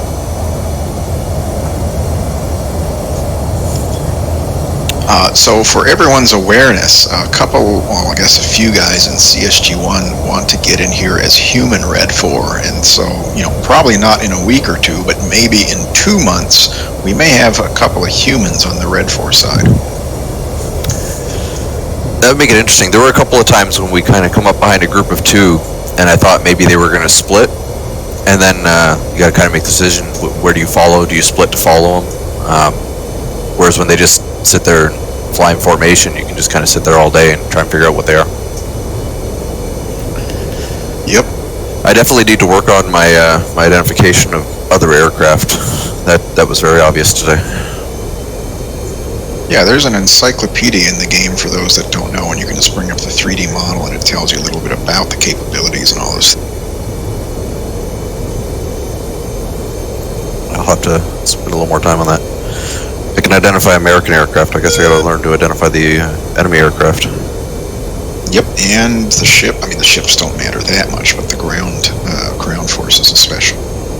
Yep. Anyway, all that stuff is in something the game calls Encyclopedia. You click on that, it shows everything that the game can draw, and it draws it in 3D. You can look at it from any angle, and it tells you some capabilities about. I just lost you. No, that was it. Oh, sorry, it cut off. Yeah, no, yeah, I'll definitely check that out. So, like, a little bit of input about that, if I can interview. Sure. All great feedback. As far as VIDing, and that's a great thing to bring up, is like, I have always been interested in U.S. aircraft. And VIDing is tough. Like, everything looks unfamiliar and we don't know what it is, right? And it's like, well, of course. But as you begin to learn American aircraft, it's pretty easy to learn, like, the other equivalents, because usually they build something competitive that competes with the American aircraft. Like for the F-15, there's probably something out there that the Russians built or the Chinese built. But the F-14, same story. So you kind of think of, like, with that in mind, if you got any airplane books at home or you want to look through DCS, don't take it too in depth. But as you learn aircraft, you kind of learn it. Like tonight, somebody said there's a private jet. It's got like, it looks like this, yada yada. And it was a very, very descriptive detail of it. Great description, unnecessary. Like, we get it. It's common aircraft, but nonetheless, as you kind of learn these aircraft, it's going to become very easy to describe them. And like at some point, you'll be able to, that's a common aircraft, or that has 2 vertical tail fins and missiles on it. That is not a common aircraft.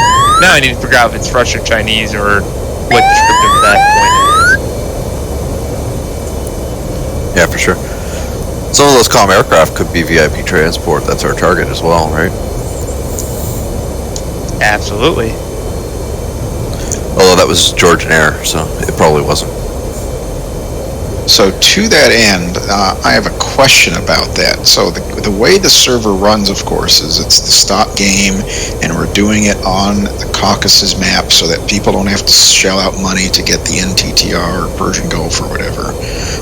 One option is I can enable custom add-ons that you have to download, but one of the first things that I'd like to enable, if people are game for that, is someone has written a script that puts in random civilian traffic that fly between the airfields.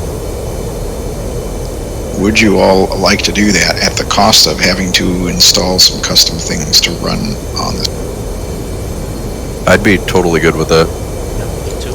Are they custom? Are they like downloaded mods? Or are they custom add-on additions? Or like what's the? Yeah, they're downloaded mods. So you'd use something like OVGME or something to install them, but then you have to uninstall them, I suppose, for other servers. I don't know if they break integrity check or not. My general opinion, it's pretty likely that they would. If even the A4 does. I thought the A4 didn't break integrity. It did last I checked. No, they fixed that in like version 1.2 or 1.3. Yeah, I have A4 installed. But at the minimum, you do have to download all these models. But the nice part is a good number of those models I saw are from developers who make high fidelity models for like X-Plane and Prepared and Flight Simulator 10. So, I mean, they'll look.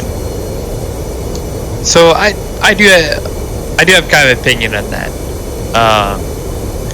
As far as like airfield to airfield traffic, that and it being models, I think that's a very, very, very realistic thing to simulate, because as an actual CIT guy, like that was a lot of the stuff that we're trying to sort out happen all the time, especially on deployments and stuff like that. But that being said, like at these Friday night sessions, I think one of the biggest assets is the ease of accessibility and the ability to get people in last minute, make sure that we have numbers for turnout, at least right now.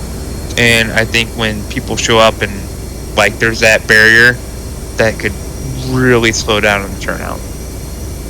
Yeah, I agree with that point. Like if we were going to do it, it certainly wouldn't be at the beginner level. It would be at the high intermediate level, probably at the early. And part of that is You want to fill the sky with a bunch of miscellaneous traffic so that people have to sort through it.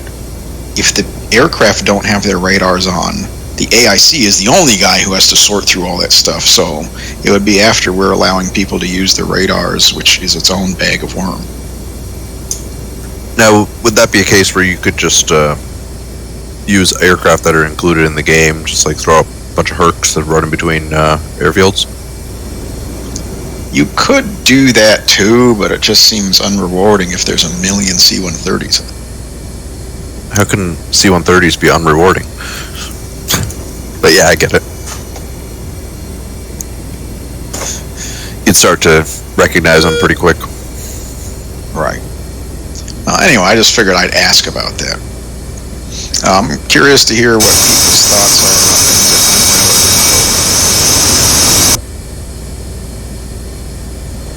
I think the directed targeting was worked really well. I mean, the last two engagements were 5